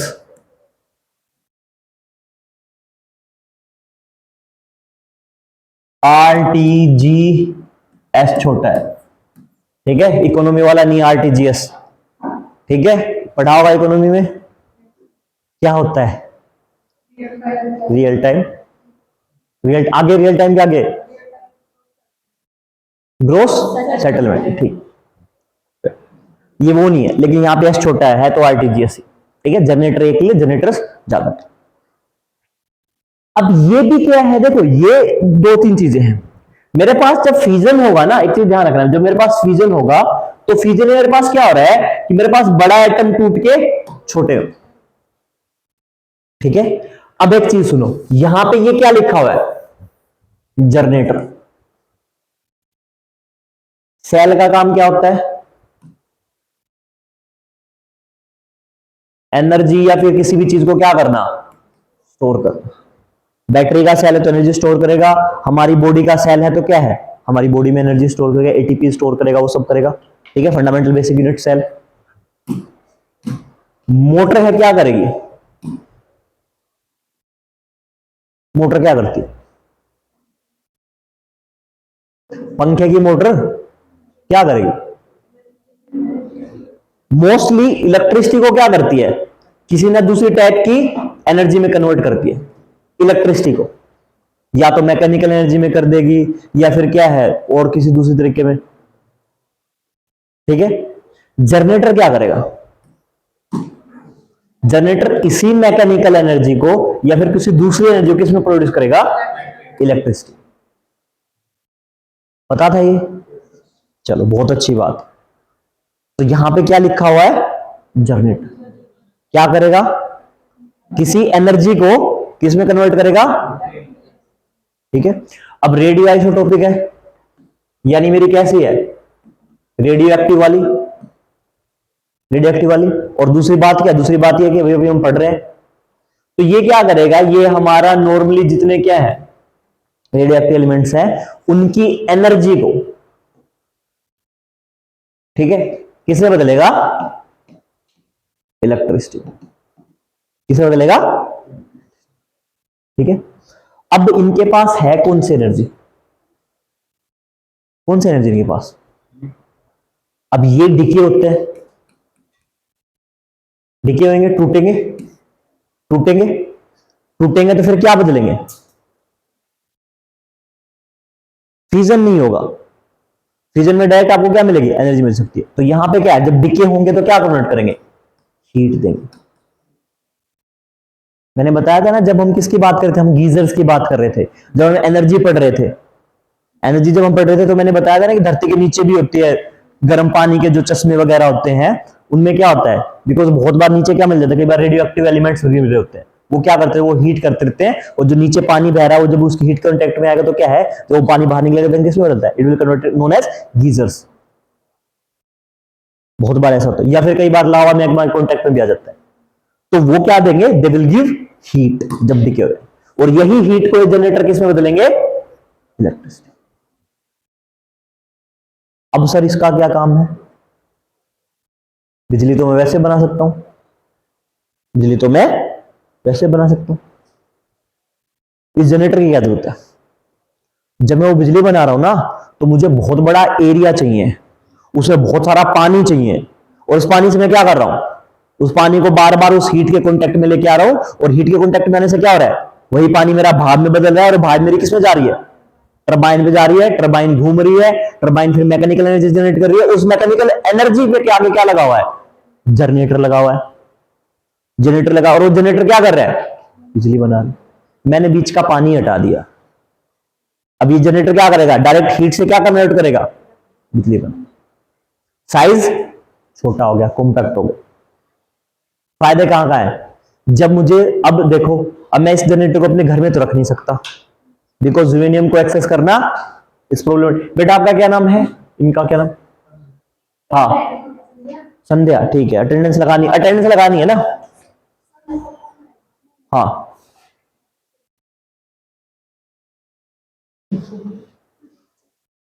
इतने शरीफ नहीं बनते हैं, ठीक है, थोड़ी देर रख लेते हैं, नीचे जाते, फोन कोई नहीं भूलता है दुनिया में, आज के टाइम पे लोग अपने यार दोस्तों को भूल जाते हैं, अपनी गर्लफ्रेंड को भूल जाते हैं, तुम अपने पैसे भूल जाओगे, ठीक है, तुम अपनी साइंस लैब की नोटबुक भूल जाओगे, फोन नहीं भूलते, भूल गए थे, कोई बात, ठीक, मजाक कर रहा था, इतना फील करने की जरूरत नहीं है, जोक्स जोक है ये, ठीक है, इतना फील करके अरे सर मैंने तो अच्छा, I did some good action and आप मेरे ऐसे करें, नहीं, अच्छी बात है, करनी चाहिए सबकी हेल्प।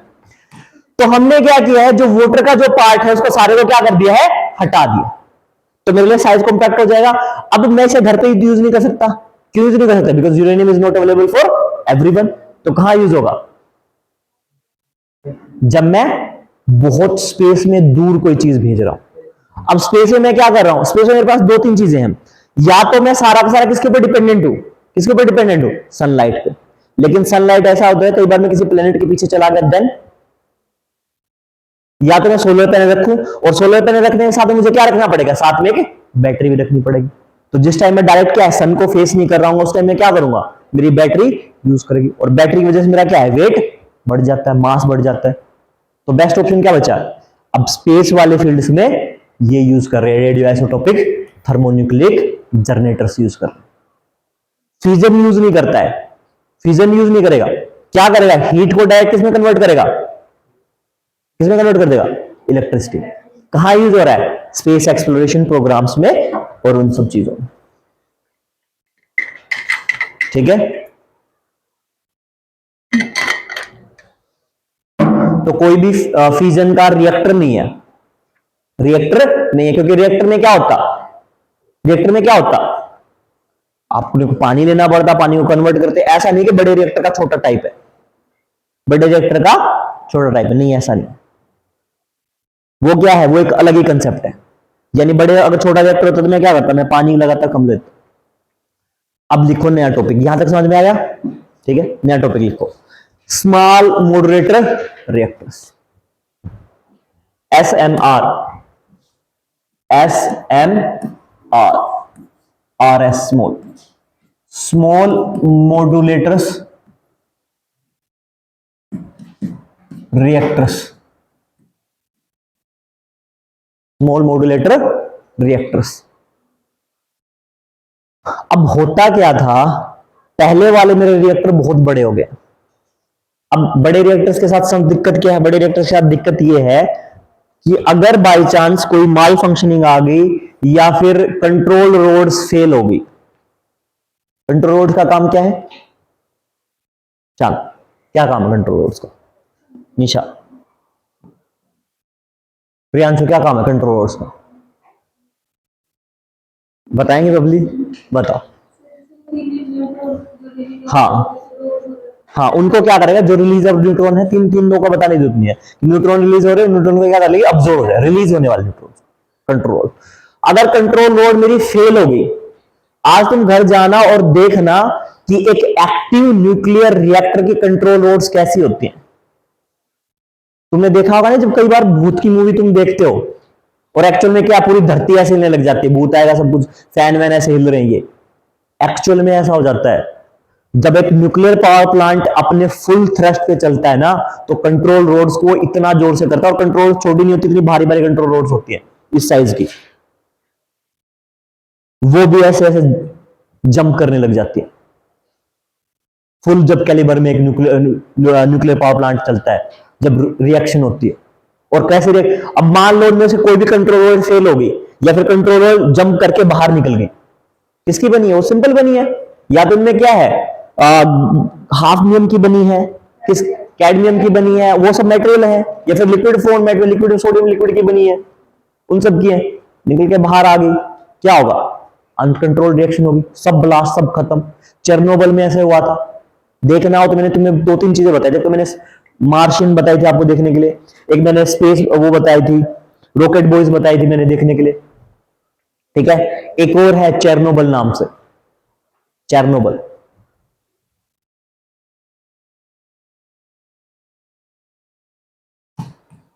ठीक है। मूवी नहीं देखनी है, एक वेब सीरीज है, ठीक है। और आजकल तो वो डिज्नी प्लस हॉटस्टार पे भी है, ठीक है। मैं तुम्हें लगता मतलब, एक तो मुझे ना दो चीजों का बहुत दुख हुआ था, मतलब ये बहुत नेगेटिव सी चीज है बट स्टिल बता रहा हूं। हुआ क्या था, एक तो मुझे इस बात का दुख हुआ कि रिचार्ज सारे के सारे उनके साथ आ गए। इनके साथ आ गए मतलब डिज्नी हॉटस्टार इन्होंने रिचार्ज के साथ कंबाइन कर दिया, अब हर किसी को एक्सेस हो गया। अच्छी बात है, होना चाहिए एक्सेस। दूसरा मुझे सबसे बड़ा दुख उस दिन हुआ था जिसने पीकी ब्लाइंडर्स हिंदी में आ गई थी, मैंने ये नहीं होना चाहिए था। क्या फायदा उस चीज का? मेरा पर्सनल ओपिनियन है, बहुत बुरी सी बात है, पर मुझे बहुत बुरा फील हुआ था कि हिंदी में आ गई। अब हिंदी में आ गई, हर कोई देख लेगा, क्या फायदा उस चीज का? कुछ प्रीमियम अगर कंटेंट है तो प्रीमियम कुछ लोगों के पास ही होना चाहिए। इट्स किसका? But you need to have that calibre to understand the things ना भाई। अगर आप सबको बता दोगे, वो जो बिजनेस आइडिया था मैंने तुम लोगों को बोला था कि कैसे वो करना है पैसे, अब वो सबको ही करने लग जाएगा तो उसका फायदा क्या रहेगा? तो need to contain some kind of hegemony ना। और ऐसा ही वो है, आईएएस आईपीएस के फील्ड में भी ऐसा है। अगर तुम एक बार घुस गए तुम वहीं रहोगे, बाहर वाले लोगों को आने की एंट्री नहीं देते। आईएएस की लॉबी इतनी बढ़िया है, वो किसी आईपीएस को भी दोस्त नहीं बनाते। अगर तुम्हारे दोस्त होंगे तो पहले ही दोस्त होंगे, तुम्हारा कोई आईपीएस भी दोस्त नहीं होगा। कोई बात नहीं,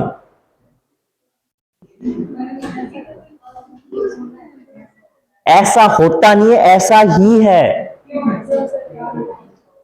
क्योंकि आप अपने, मैं आप लोगों को दोस्त नहीं बना सकता हूं, क्योंकि अगर आप लोग मेरे दोस्त बन गए हो, चलो ठीक है, इस नेचर को हम कमेंट करते हैं, तो आप लोग मेरी बात ही नहीं मानोगे। आईएएस को, पहला रीजन तो आईएएस को आईपीएस से काम कराना है। अगर मेरे घर पे नौकर है, नो वो तो बहुत बड़ी चीज है, वो तो पूरे डिस्ट्रिक्ट की बात होगी। मेरे घर पे एक नौकर है, काम करता है, या फिर मेरी दुकान पे मैंने कोई हेल्पर लगा रखा है, अगर मैंने उससे दोस्ती कर ली फिर क्या हो जाएगा? काम ही नहीं करेगा वो। मैं जब बैठ के फोन चलाऊंगा वो बैठ के फोन चलाएगा, खत्म। एक तो ये रीजन है। और तुमने इससे, ये इकलौती लॉबी नहीं है, और भी लॉबी है। डॉक्टर्स को देख लो तुम, डॉक्टर्स कास्ट में धर्म में कुछ नहीं मानते, ठीक है। सबसे ज्यादा इंटर रिलीजियस जो मैरिज मिलेंगे कहां मिलेंगे? डॉक्टर्स में मिलेंगे। वहां पे सिर्फ एक कंडीशन है, मैं डॉक्टर, मेरी बीवी डॉक्टर, मेरा बेटा पैदा होगा वो डॉक्टर, आ जाओ। मेरी बेटी पैदा होगी वो डॉक्टर, नहीं बने तो मार मार के बनवाने हैं। वरना यूक्रेन बैठा है, 50 लाख तैयार है, यूक्रेन बैठा है, दूंगा यूक्रेन में, यहां आएगा, यहां आके फिर दूंगा 10 लाख रुपए, पेपर क्लियर, डॉक्टर बनेगा, ये बैठेगा। बीवी आएगी, तू नालायक था तो बीवी को, तेरी बीवी को देख के मैं ढंग के से लेके आऊं, जो वो आएगी डॉक्टर इन लो, वो डॉक्टर आएगी। बेटी डॉक्टर है, वहां doctor. This is the real fact, है हेजेमनी ऐसी। और एक चीज सुनो, अगर किसी की मदर भी नर्स है ना, जीएनएम, तो वो भी ये चाहेगी कि मेरे बेटा या बेटे क्या है, इस चीज को स्किप करके अगले स्किप पे चले जाए, दे विल बिकम सर्जन, और फिर वो साइकिल वहां से चलती रहे। एक और चीज बताता हूं, सुप्रीम कोर्ट के जजेस 300 फैमिली के अलावा कोई नहीं है पूरे इंडिया में, सिर्फ 300 फैमिली है। उन 300 फैमिली में सारे सुप्रीम कोर्ट के जजेस, ठीक है, सीजीआई की बात नहीं कर रहा हूं, चीफ जस्टिस ऑफ इंडिया की बात नहीं कर रहा हूं, सुप्रीम कोर्ट के जजेस की बात कर रहा हूं। उन 300 फैमिली के अलावा कोई नहीं है, 300 फैमिली के अलावा कोई नहीं। एक्सटेंडेड फैमिली है, किसी के इन लॉ हो गए, ये हो गए, वो, बस ऐसे ही चल रहा है। 300 फैमिली, उनके अलावा कोई नहीं है।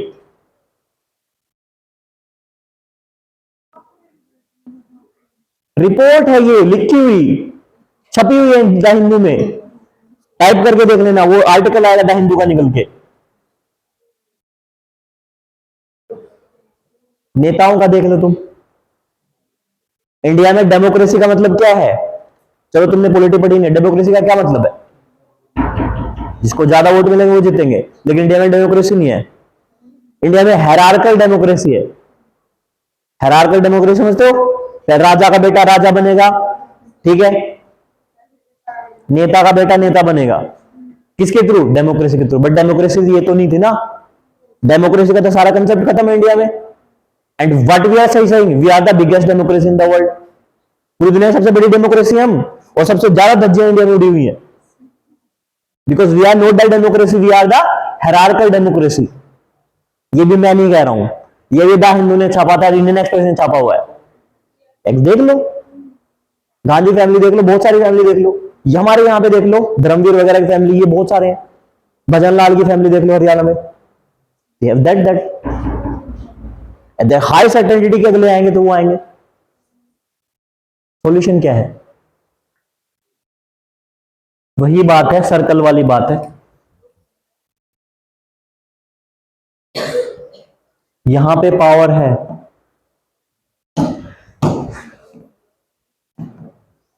और पावर का मतलब कभी पैसा नहीं होता है, कभी तुम ये सोच रहे हो। और दुनिया में ना एक कंसेप्ट और पढ़ाया गया दिमाग पागल बनाने के लिए, कि देश को अडानी अंबानी चला रहे हैं, अतापी वतापी भाई चला रहे, दोनों नहीं है ऐसा। एक नेता अगर चाहे अपने वाली पे आके और किसी को बर्बाद करना चाहे, तो कितना बड़ा ही बिजनेसमैन हो, ही कैन डिस्ट्रॉय इट।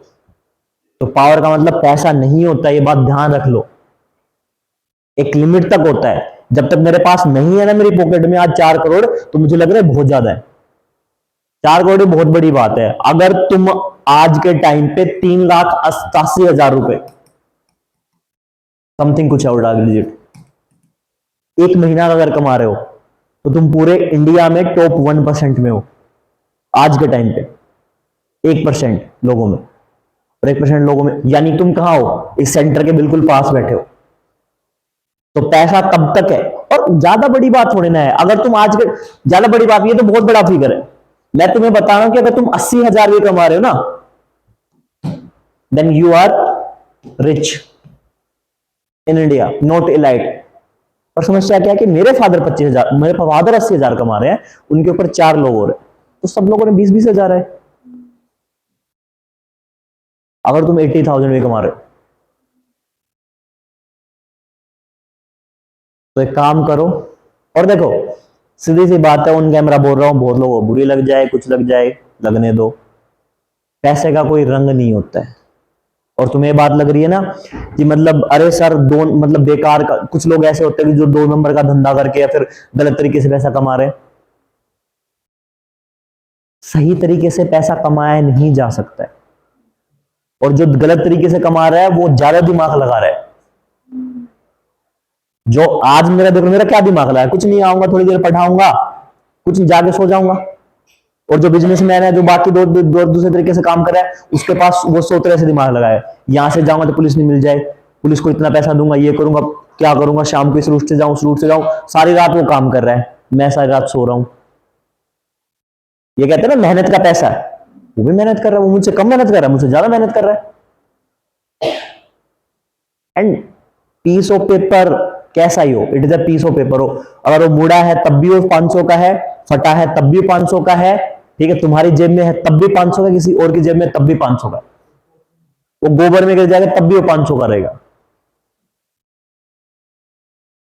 तो एटलीस्ट हैव दैट एफिशिएंसी तुम्हारे अंदर कि तुम उतना पैसा कमा लो, तुम्हारी डिसीजन नहीं हो एफिलिएट। और लड़कियों के लिए तो बहुत जरूरी है। ठीक है, लोग तुम्हें ये कहेंगे मत सुन, ठीक है। पर एक बात है कि अगर तुम कुछ गलत काम कर रहे हो तो 100-200 रुपए के लिए 1000 लाख के लिए मत करना, ठीक है। कभी वही बात है कि तुम्हारी हालत उनकी कॉलेज वाले हॉस्टल के बच्चों जैसी हो जाए कि चल आजा बनाना शेक पिला देता हूं, मेरी तरफ बोलने लग जाएगा, वो नहीं होना चाहिए। इफ यार इतना गट होना चाहिए कि अगर कोई तुम्हें दे रहा है तो ऊपर का ही दे रहा है बहुत ज्यादा, और इतना ज्यादा दे रहा है कि हाँ, और सही गलत का कंसेप्ट कुछ होता ही नहीं है, ठीक है। एक और चीज जो मुझे बहुत, कल मैं सब लोगों को खड़ा करके एक बात पूछ रहा था कि सबसे बढ़िया एडवाइस क्या मिली है, तो मैंने कल लोगों को बताई थी कि मुझे ये सबसे बड़ी एडवाइस मिली है कि मेहनत करो, बहुत मेहनत करो, बहुत मेहनत करने से हो जाता है। दूसरी जो एडवाइस मुझे सबसे खतरनाक मिली थी वो मुझे ये मिली थी, मैं भूल गया क्या थी, रुको एक मिनट, 2-3 है, उनमें से कौन सी थी। एक तो शोषण करने में और शोषण होने में कोई मजा नहीं, ठीक है। अगर कोई तुम्हें, और हर कोई किसी को एक्सप्लॉइट कर रहा है, सबके अपने अपने फंडे हैं, ठीक है। मुझे क्या है, मैं क्यों चाहता हूं। अब तुम लोगों ने एक और फंडा चुना होगा, तुम लोगों ने सुना होगा कि अब आजकल एक नया मुद्दा फैला हुआ है कि पुरुष जब नौकरी लगा तो वो शादी कर लाया महिला, मतलब अनपढ़ महिला से शादी कर लाया, और जब महिला पढ़ी तो उसने सैकड़ों नौजवानों को भी मना कर दी। क्यों ना करे भाई, क्योंकि पुरुष नौकरी लगा है तो वो सिर्फ इसलिए लगा है, वो अनपढ़ी इसलिए लेके आया क्योंकि उसको बहुत सारा दहेज मिल रहा था और साथ में उसको काम करने के लिए नौकरानी मिल रही है। और महिला जब रिजेक्ट कर रही है तो वो उन सब लड़कों को रिजेक्ट कर रही है जिन्होंने उसको हीन समझा है, जिन्होंने उसको छोटा समझा है, जिन्होंने उनको उससे कहा है कि तुम कुछ नहीं कर सकती हो। ये कोई नहीं देखता है, ठीक है। इतने सालों से पुरुष क्या है, डाउरी के केस, वो सब केस, महिलाओं के मारपीट कर रहे हैं। एक बार किसी ने ड्रम में डाल दिया तो बहुत बड़ा हावल्ला हो गया। सेम अप्लाई है ना, कि बहुत सालों से हम मछलियां खा रहे हैं, सारे समुद्र की मछलियां खत्म कर दी, ना छोटे बच्चे मछली देखी, ना मम्मी मछली देखी, ना पापा मछली देखी, सब मछलियां खा गए। एक बार किसी शार्क ने आके क्या कर लिया, किसी को गलती से काट लिया, गलती से ही काट लिया, चलो जानबूझ के काट लिया, क्या दिक्कत है, अगले के मन में भी काट लिया, उसी पे मूवी बन रही है, उसी पे सब कुछ हो रहा है, दैट ड्रामा। और तीसरी जो सबसे अच्छी चीज, मैंने जो सबसे अच्छी एडवाइस जो सुनी थी वो ये थी कि धरती पे जितनी भी चीज बनी है वो सारी चीजें इंसानों को उलझाने के लिए बनाई गई हैं। कितने लोग हैं जो भगवान, सब चीजें, कास्ट, धर्म, पैसा, तुम्हारा एजुकेशन सिस्टम, 12th तक बच्चों को कुछ नहीं है, रटाए जाओ रटाए, ये क्या करेंगे, ये कहीं गोबर में खेल रहे होंगे, ठीक है, इनको कुछ काम नहीं होगा, टक्कर मार रहे होंगे, एजुकेशन के नाम पे 12 साल वहां भेज दो, कुछ अंडरस्टैंडिंग नहीं, कुछ नहीं। और सबसे बड़ा ड्रामा क्या है, धर्म का। बिल्कुल फ्रेश बच्चे आते हैं, कितने लोग भगवान को नहीं मानते, अच्छी बात है नहीं मानते तो कोई बात नहीं, कितने लोग हैं जो बहुत मानते हैं, हद मानते हैं कि मेरा तो भगवान के अलावा होगा ही नहीं कुछ, हो सकते हैं ऐसे भी, है ऐसा, कोई बात नहीं है, अपना अपना बिलीफ है। बच्चों पे मत थोपना बनो भाई बहुत सारी चीजें, कि कास्ट ये कास्ट वो चीजें, एक और धर्म ऐसी चीज है कि जो निभाना पड़ता है, मानना नहीं पड़ता, लोग मानने में लगे हुए। तो अपने बच्चों के साथ ये ड्रामेबाजी मत करना। कौन से वाली, कि धर्म ये धर्म वो, उनको खुला छोड़ दो कि जो कर रहे हैं करने दो, क्या होगा, ज्यादा बिगड़ जाएंगे। और हम उस जनरेशन में हैं कि अगर कल को वो कांड करेंगे तो हमें पता होगा, हमारे पेरेंट्स वाली जनरेशन नहीं है हम, कि हम कुछ कर रहे हैं तो उनको पता ही नहीं। उन बेचारों को ये बोल दिया फोन चलाते हुए कि मैं फोन पे पढ़ रहा हूं, भले ही तुम मूवी देख रहे हो, they will agree on that. पर हम वो जनरेशन नहीं है, हमें पता है कि कैसे पासवर्ड वो करना है, कैसे लॉगिन करना है, कैसे हेल्प में जाके इसका इसका मैं पासवर्ड चेंज करा सकता हूं, सब कुछ करा सकता, आई कैन डू दैट। कितना इजी है, कितना इजी है तुम लोगों को ये पासवर्ड निकालना, बहुत इजी है, बहुत इजी है। किसी दिन ग्रुप में कुछ भेजो, सब लोग टिक करेंगे, खत्म, बहुत सारी चीजें। और एक और चीज सुनो, लड़कियों के लिए, कोई अगर तुम्हें बार बार फोन करके परेशान कर रहा है ना, ठीक है, तो एक दो तीन साइट है, कॉल बॉम्बर, लिख लो, पेन निकाले जल्दी से लड़ी, कॉल बॉम्बर और एसएमएस बॉम्बर, वो लॉग इन करो और उस पर उसका नंबर डाल दो और अपने फोन को ऐसे कैसे छोड़ दो। उसके पास हर 30 सेकंड में एक मैसेज जाएगा, हर 30 सेकंड में उसके पास कॉल जाएगी। कॉल उठाएगा कोई नहीं बोलेगा, अगर वो नंबर ब्लॉक कर देगा दूसरे नंबर से जाएगी। कर दो। पिछले बैच में हुआ था, पिछले बैच में हुआ था, मैंने बताया, ठीक है, मेरे पास ही मैसेज आने लग गए, ठीक है, कभी एसएमएस के मैसेज आ रहे, कभी ऐसा, मैंने कहा हाँ बहुत बढ़िया। फिर मैंने पूछा कि पढ़ने का मन है नहीं है, वो ऐसा, मैं सोच रहा टप वो, अब की बार तो मैं वीडियो स्टार्ट करा, पिछली बार वीडियो नहीं बनाया था, वहां फोन रखा उसके ऊपर, वो बार बार वाइब्रेट कर रहा, घुर घुर घुर हर। अब जब वो मैसेज मैंने उठा के देखे, मुझे पता लग गया कि हाँ हर टाइम इंटरवल में आ रहे, मैंने कोई बात नहीं, क्या दिक्कत है।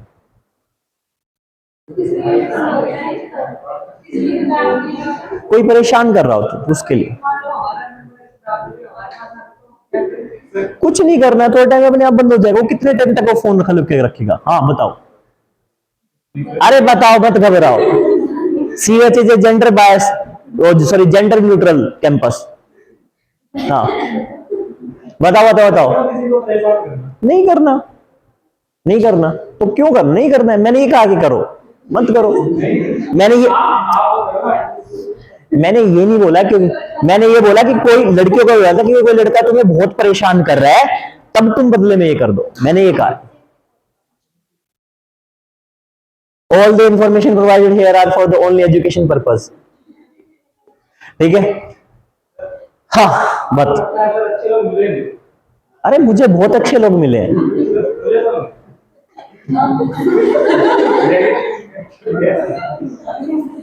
यार। देखो लाइफ सबकी है, हर एक भिन्न भिन्न तरह के लोग मिलते हैं, ठीक है, मुझे अच्छे लोग भी मिले, मुझे बुरे लोग भी मिले, ठीक है, तो अच्छी बात है, तुमने कोई अच्छा पुण्य किया होगा जिसलिए तुम्हें नहीं मिले,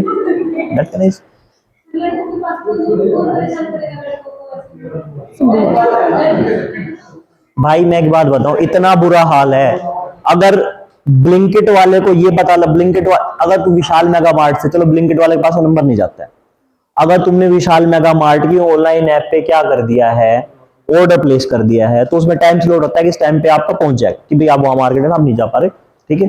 अब वो क्या करेगा, वो बंदा फोन करेगा कि मैडम आप ऐसे मत करो, आप नॉर्मल, भाई साहब इसको मत करो, फास्ट एक्सप्रेस डिलीवरी, हमारे पास काम ज्यादा है, आप कोई दूसरा स्लॉट कर लो। जब उसे पता लगा कि दूसरे कोई लड़की है, तो कहेगा कि मैडम आप अपनी लाइव लोकेशन यहां ही भेज दो। ब्लिंकिट वाले, कहना नहीं चाहिए, ठीक है, हम ही हैं वो लोग, तुम और मैं ही है वो, ये नहीं है, ठीक है। और एक तो पता नहीं क्या ही हवा बना रखा है, मतलब वो हवा है और कुछ नहीं, ठीक है। एक उम्र के बाद लगता है कुछ नहीं, समझ गए मैं क्या बात बोल रहा हूं।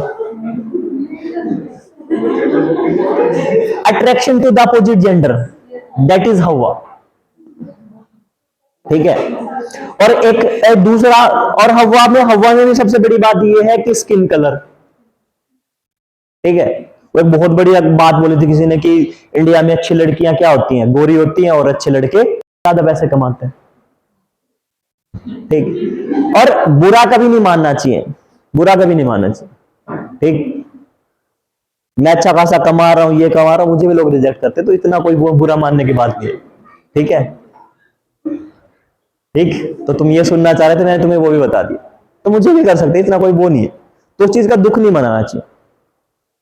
वो सिंपल ये नियम है कि मैं उस कैलिबर पे नहीं हूं कि लोग मना कर, मुझे लोग मना नहीं करे, लोगों के माँ बाप मना कर रहे हैं, ठीक है। तुम ये सोचो कि अरे सर आपके साथ भी हो रहा है, आपके साथ तो नहीं होना चाहिए था, ठीक है। You get the answers, okay चलो आ जाओ तो वापस इस पे, नहीं अभी टाइम बचा हुआ है, जिसको जाना है चले जाओ, कोई दिक्कत नहीं। देखो स्मॉल मॉडरेटर रिएक्टर्स कौन से हैं, स्मॉल मॉडरेटर रिएक्टर्स मेरे पास, अच्छा एंटरटेनमेंट हो गया, नाउ बैक टू द, वो मेरे ये क्या होंगे, अब इसके नाम से डिफाइन हो रहा है, ऐसे रिएक्टर्स जो क्या कर रहे हैं, जो 300 मेगा इलेक्ट्रॉन वोल्ट की क्या करेंगे, एनर्जी, इलेक्ट्रिसिटी प्रोड्यूस करेंगे। 300 मेगा इलेक्ट्रॉन वोल्ट की एनर्जी प्रोड्यूस, इससे कम ही करेंगे। अब टू लिख लो, है क्या, कौन से, फ्यूजन वाले। अब इनका फायदा क्या है, इनका फायदा वही है कि जैसे चोरनोबिल जैसी घटना हुई, फुकुशिमा में हुआ जापान में, वो सारे इंसिडेंट्स दोबारा ना हो। ठीक है, तो छोटे रहेंगे, कॉम्पैक्ट रहेंगे। दूसरा क्या रहेगा, इंस्टॉलेशन बहुत इजी रहेगा, आपको बहुत ज्यादा जमीन अधिग्रहण करने की जरूरत नहीं है, आप छोटे कारखानों में, फैक्ट्रियों में यूज कर सकते हो और आपकी कैपेसिटी सही। अच्छा, अगर मैं बात करूं, हाँ ट्रांसपोर्ट कर सकते हैं इजीली, छोटे हैं तो। अगर मैं एक बात करूं तो इंडिया न्यूक्लियर एनर्जी के मामले में कौन से नंबर पे है, मतलब अगर न्यूक्लियर एनर्जी का कंट्रीब्यूशन देखूं मैं, न्यूक्लियर एनर्जी का कंट्रीब्यूशन देखूं मैं इंडिया के किसमें, इलेक्ट्रिसिटी में, तो कौन से नंबर पे है, 5th नंबर पे। पहले नंबर पे कौन सा है, स्टिल कोल, पहले नंबर पे कोल, कोल कोल कोयले से, कोयला का उत्पादन, कोयले से बिजली बनाएंगे। दूसरे नंबर पे मेरे पास क्या आता है, दूसरे नंबर पे मेरे पास वो है ये सोलर एनर्जी, फिर मेरे पास विंड एनर्जी है, फिर मेरे पास ये है हाइड्रो पावर एनर्जी है, एंड 5th नंबर पे मेरे पास क्या है, न्यूक्लियर एनर्जी, नाभिकीय ऊर्जा, नाभिकीय ऊर्जा। ठीक, और अगर मैं इसकी और बात करूं तो ये सिर्फ 2% कंट्रीब्यूट करती है, कितना कंट्रीब्यूट करती है टोटल कंजम्पशन का, 2%। ठीक है, अभी ऐसा हो सकता है कि इसको 2 की बजाय 3 लिख लो, लगभग 2.8 समथिंग कुछ है। ठीक है, अप्रोक्सीमेट 3% मान के चलो। अगर आप 2-3 साल पहले की बुक देखोगे तो वहां पे 2% था, अभी की बुक देख रहे हो तो 3% के अराउंड, लगभग पर पूरा 3% भी नहीं, 3% से कम ही है अभी भी। ओके, और ये है, ये वाले रिएक्टर सबसे पहले किसने क्रिएट किए थे, चाइना। किसने बनाए थे, चाइना। अगर आपको इंडस्ट्री में क्या करना है, इंडस्ट्री में, छोटी इंडस्ट्री में इंस्टॉल करने हैं, ठीक है, ऐसी इंडस्ट्री में इंस्टॉल करने हैं जहां पे पावर का कंजम्पशन बहुत ज्यादा है, वहां पे आप क्या कर सकते हो, डायरेक्ट इनको यूज कर सकते हो। ठीक है, और फिर चाइना के बाद में रशिया ने इनको यूज करना स्टार्ट किया। ठीक है, और इन्हीं के बिहाफ पे पिछले साल बजट में 2024-25 के बजट में, ठीक है, इंडिया ने अनाउंस किया था बीएमएस को,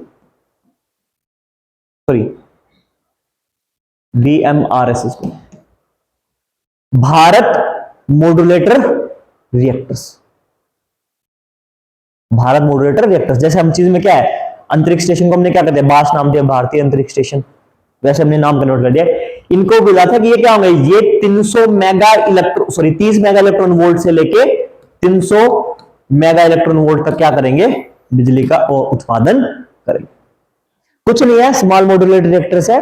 पिछले साल बजट में इनके बारे में बात की थी, पिछले से पिछले साल, इस साल का था 26-27 का भी तो हो गया ना, 24-25 साल। ठीक है, कुछ नहीं है, सिंपल इतनी सी बात है, छोटे हैं। फायदे क्या होंगे, फायदे क्या है, कम एनर्जी में यूज हो सकते हैं, ठीक है, डेंजर थ्रेट कम है, स्पेंड फ्यूल कम होगा, ठीक है, इवन मैं स्पेंड फ्यूल को भी यूज कर लूंगा, ठीक है, इजीली टू मोबाइल मोड। नुकसान क्या है, क्या है, समझा नहीं क्या कह रहे, इन्वेस्टमेंट, हाँ इंफ्रास्ट्रक्चर का इन्वेस्टमेंट कम है। नुकसान क्या है, एक चीज और सुनो, ब्रेडर रिएक्टर्स में एक बात लिख लेना, ब्रेडर रिएक्टर्स में मैं एक बात भूल गया था। ब्रेडर रिएक्टर्स क्या करते हैं, जितना फ्यूल यूज करेंगे उससे ज्यादा फ्यूल क्या करते हैं, यूज वो कर लेते हैं, जितना यूज करते हैं उससे ज्यादा एनर्जी क्या करते हैं, प्रोड्यूस करते हैं। ठीक है, इसीलिए इनको पहले क्या है, गलती से रिन्यूएबल सोर्स ऑफ एनर्जी मान लिया गया था।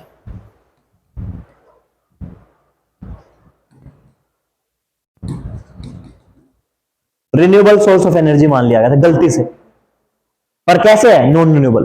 तो कहीं पे आपको दिखाई मिल जाए तो घबराना नहीं है कि सर आपने नॉन रिन्यूएबल बोला था, क्योंकि जितना क्या, जितना फ्यूल यूज कर रहे हैं उससे ज्यादा क्या स्पेंड फ्यूल के रूप में प्रोड्यूस कर देते हैं ब्रेडर रिएक्टर्स। तो एसआरएम क्लियर है, एसएमआरएस, बीएमआरएस, ठीक है, बार रिएक्टर्स, दे ध्यान रखना 30 से। ठीक, तो मेरा न्यूक्लियर फ्यूजन कंप्लीट हो गया। ठीक है, फ्यूजन कंप्लीट हो गया, अब लिखो न्यूक्लियर फ्यूजन। थोड़ा सा छोटा सा टॉपिक है, कुछ नहीं है इसमें, 10 मिनट का ही है। जिसको जाना है प्लीज जाओ, कोई बात नहीं, वीडियो बन रही है, बाद में देख लेना, कोई दिक्कत नहीं, नाम लिखवा जाओ, अटेंडेंस मार्क मार्क कर दूंगा। क्या है न्यूक्लियर फ्यूजन में? मैंने आपको बताया था कि मेरे पास क्या है, ड्यूट्रियम और ट्रीटियम, दो वाले बताए थे ना, ठीक है। और फिर मुझे क्या देंगे, वो रिएक्शन में लिखवा रखी है, रिएक्शन की कोई जरूरत नहीं, ड्यूट्रियम ट्रीटियम हीलियम बना देंगे और मुझे एनर्जी मिलेगी। समझाया था रिएक्शन बना के पहले, उसको छोड़ो। अगर मैं न्यूक्लियर फ्यूजन की बात करता हूं, किसकी, संलयन की, नाभिकीय संलयन की अगर मैं बात करता हूं, तो मेरे पास क्या है, मेरे पास छोटे एटम जुड़ के बड़े बड़े। और अगर मैं पूरे नेचर के फिनोमेना की बात करूं, तो मेरे नेचर में जो मुझे एनर्जी मिलती है, वो मोस्ट ऑफ द एनर्जी किससे मिलती है, न्यूक्लियर फ्यूजन से मिलती है। चाहे मैं स्टार्स की बात कर लूं, चाहे मैं सन की बात कर लूं, चाहे मैं बाकी और तरह की बातें करूं, तो पूरे यूनिवर्स को एनर्जी कहां से मिल रही है, न्यूक्लियर फ्यूजन से। लेकिन इंडिया में स्टिल अभी तक क्या है, ऐसा मतलब ऐसा पॉसिबल नहीं हुआ है अर्थ पे कि हम क्या करें, न्यूक्लियर फ्यूजन। ऐसा माना जाता है कि अगर न्यूक्लियर फ्यूजन होगा तो मेरे पास क्या मिलेगा, मेरे पास बाय प्रोडक्ट में हीलियम मिलेगा। और हीलियम मेरी क्या है, अनरिएक्टिव गैस है। और अगर मेरे पास हीलियम बहुत ज्यादा होगी तो हीलियम के कोई कॉन्सिक्वेंसेस नहीं होंगे। क्या है कि अगर मैं न्यूक्लियर फ्यूजन की बात करता हूं, जो मैंने बड़े से छोटे में तोड़ने की बात की थी, विघटन की बात करता हूं मैं, नाभिकीय विघटन की, तो उसमें मेरे साथ क्या दिक्कत है, उसमें मेरे साथ दिक्कत ये है कि मेरे पास स्पेंट फ्यूल हो गया है, मेरे पास न्यूक्लियर वेस्ट हो गया है, और मेरे पास बहुत सारी प्रॉब्लम्स है कि मैं कैसे यूज करूं। और सबसे बड़ी बात प्रॉब्लम क्या है, सबसे बड़ी प्रॉब्लम ये है कि मैं उसको मैनेज नहीं कर पा। लेकिन ऐसा माना जा रहा है कि अगर न्यूक्लियर फ्यूजन होगा तो उसमें वेस्ट के रूप में या फिर बाय प्रोडक्ट के रूप में वेस्ट मिलेगा ही नहीं। बाय प्रोडक्ट में मुझे क्या मिलेगा, सिर्फ और सिर्फ हीलियम मिलेगा, और हीलियम मेरे लिए कोई प्रॉब्लम क्रिएट नहीं कर। ठीक है, चलो। तो अब इसके बिहाफ पे एक एक्सपेरिमेंट आया, that experiment is known as ITER, international thermonuclear, लिख देता हूं मैं, international thermonuclear experimental reactor.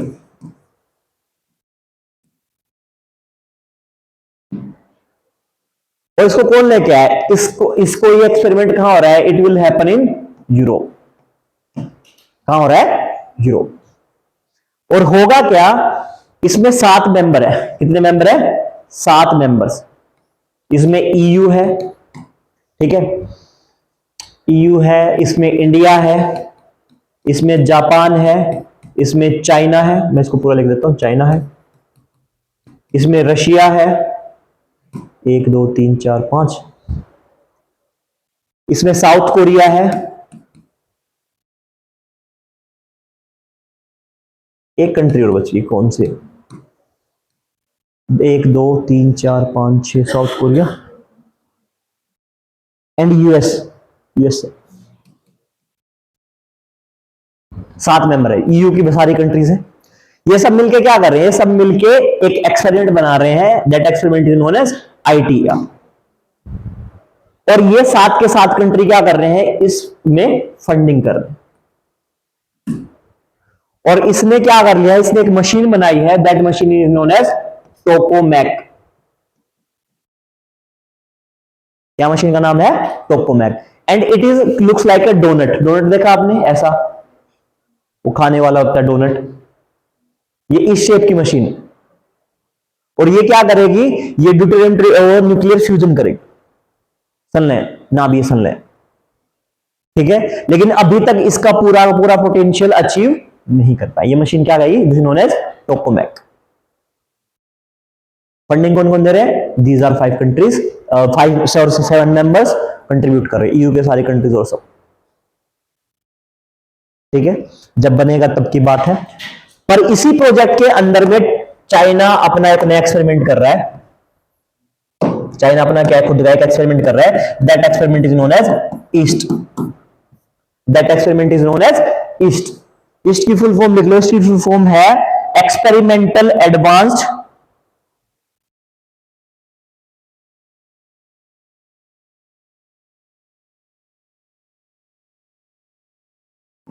Experimental advanced superconducting tokamak, tokamak.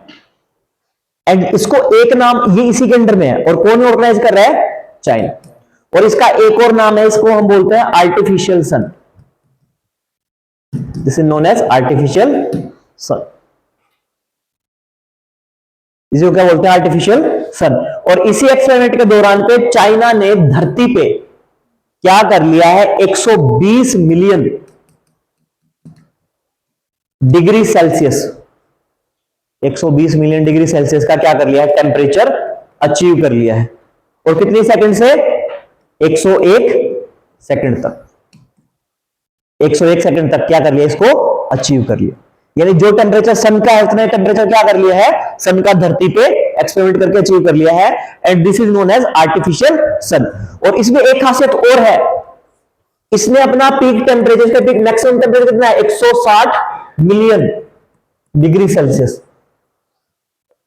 वो वाला टेम्परेचर इसने 20 सेकंड तक क्या किया है? सस्टेन किया।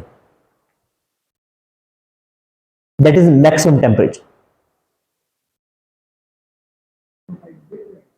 20 सेकंड। हाँ, और चाइना ये कह रहा है कि 2035 तक, 2035 तक, बाय द एंड ऑफ 2035 वो क्या करेगा? इस ईस्ट को कंप्लीटली क्या कर लेगा?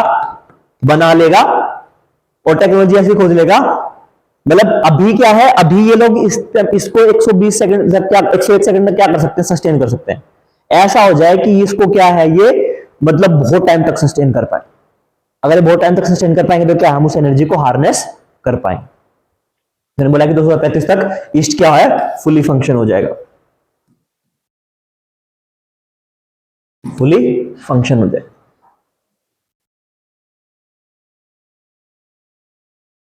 ठीक है। और अगर ऐसा हो जाता है तो धरती पे ही क्या है? सन बन जाएगा, और हम हीलियम रिलीज करेंगे और बहुत सारी एनर्जी, फिर ऐसा हो जाएगा कि हमें जरूरत ही नहीं पड़ेगी दोबारा से। And this will be the rich source of clean energy. This is the rich source of clean energy. ठीक है। एक टॉपिक और है लास्ट में, that topic is known as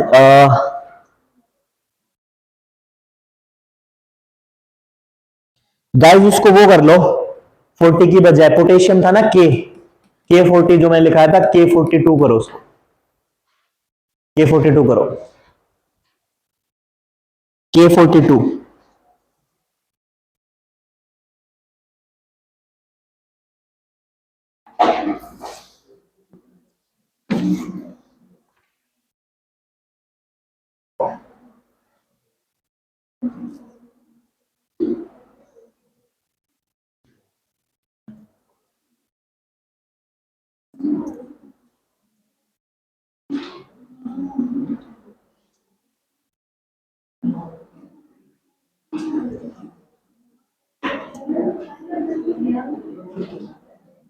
एक मिनट गाइस,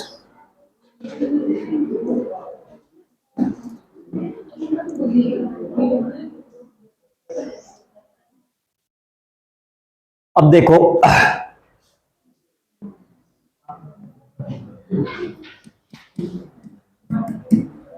तुम लोगों को ये तो पता होगा ना कि एटम बम मेरा क्या होगा, जो मेरा न्यूक्लियर बम होगा उसमें मेरा कौन सा होगा? Nuclear fusion.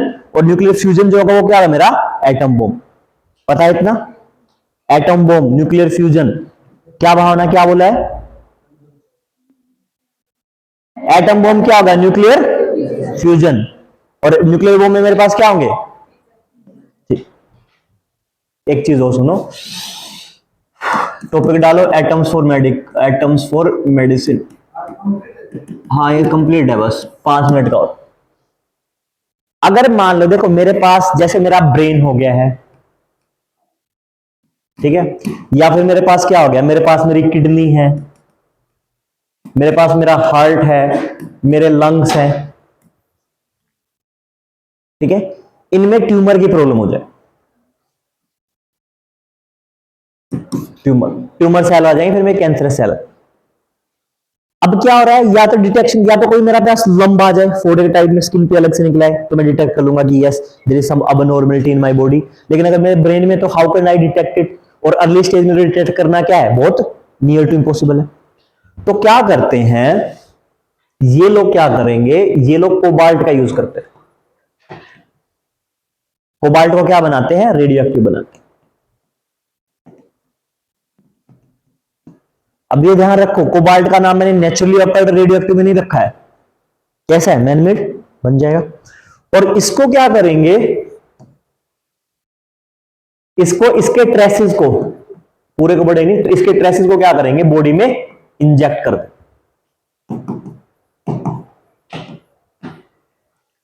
बॉडी में क्या करेंगे, इंजेक्ट कर। जैसे बॉडी में इंजेक्ट हो जाएगा, it will fly, it will mix with the blood. अगर मिक्स नहीं होगा ब्लड के साथ में, तो ब्लड के साथ क्या करेगा, फ्लो विद ब्लड। ठीक है, और ये क्या करेगा, ये मेरे ऑर्गन्स, हर एक ऑर्गन में जाएगा, जहां जहां खून जा रहा है, जहां जहां क्या हो रहा है, खून जा। और ये क्या करेगा, ये अगर मेरे किसी भी पार्ट में अगर ट्यूमर है, तो वहां पे क्या हो जाएगा, स्टिक कर जाएगा।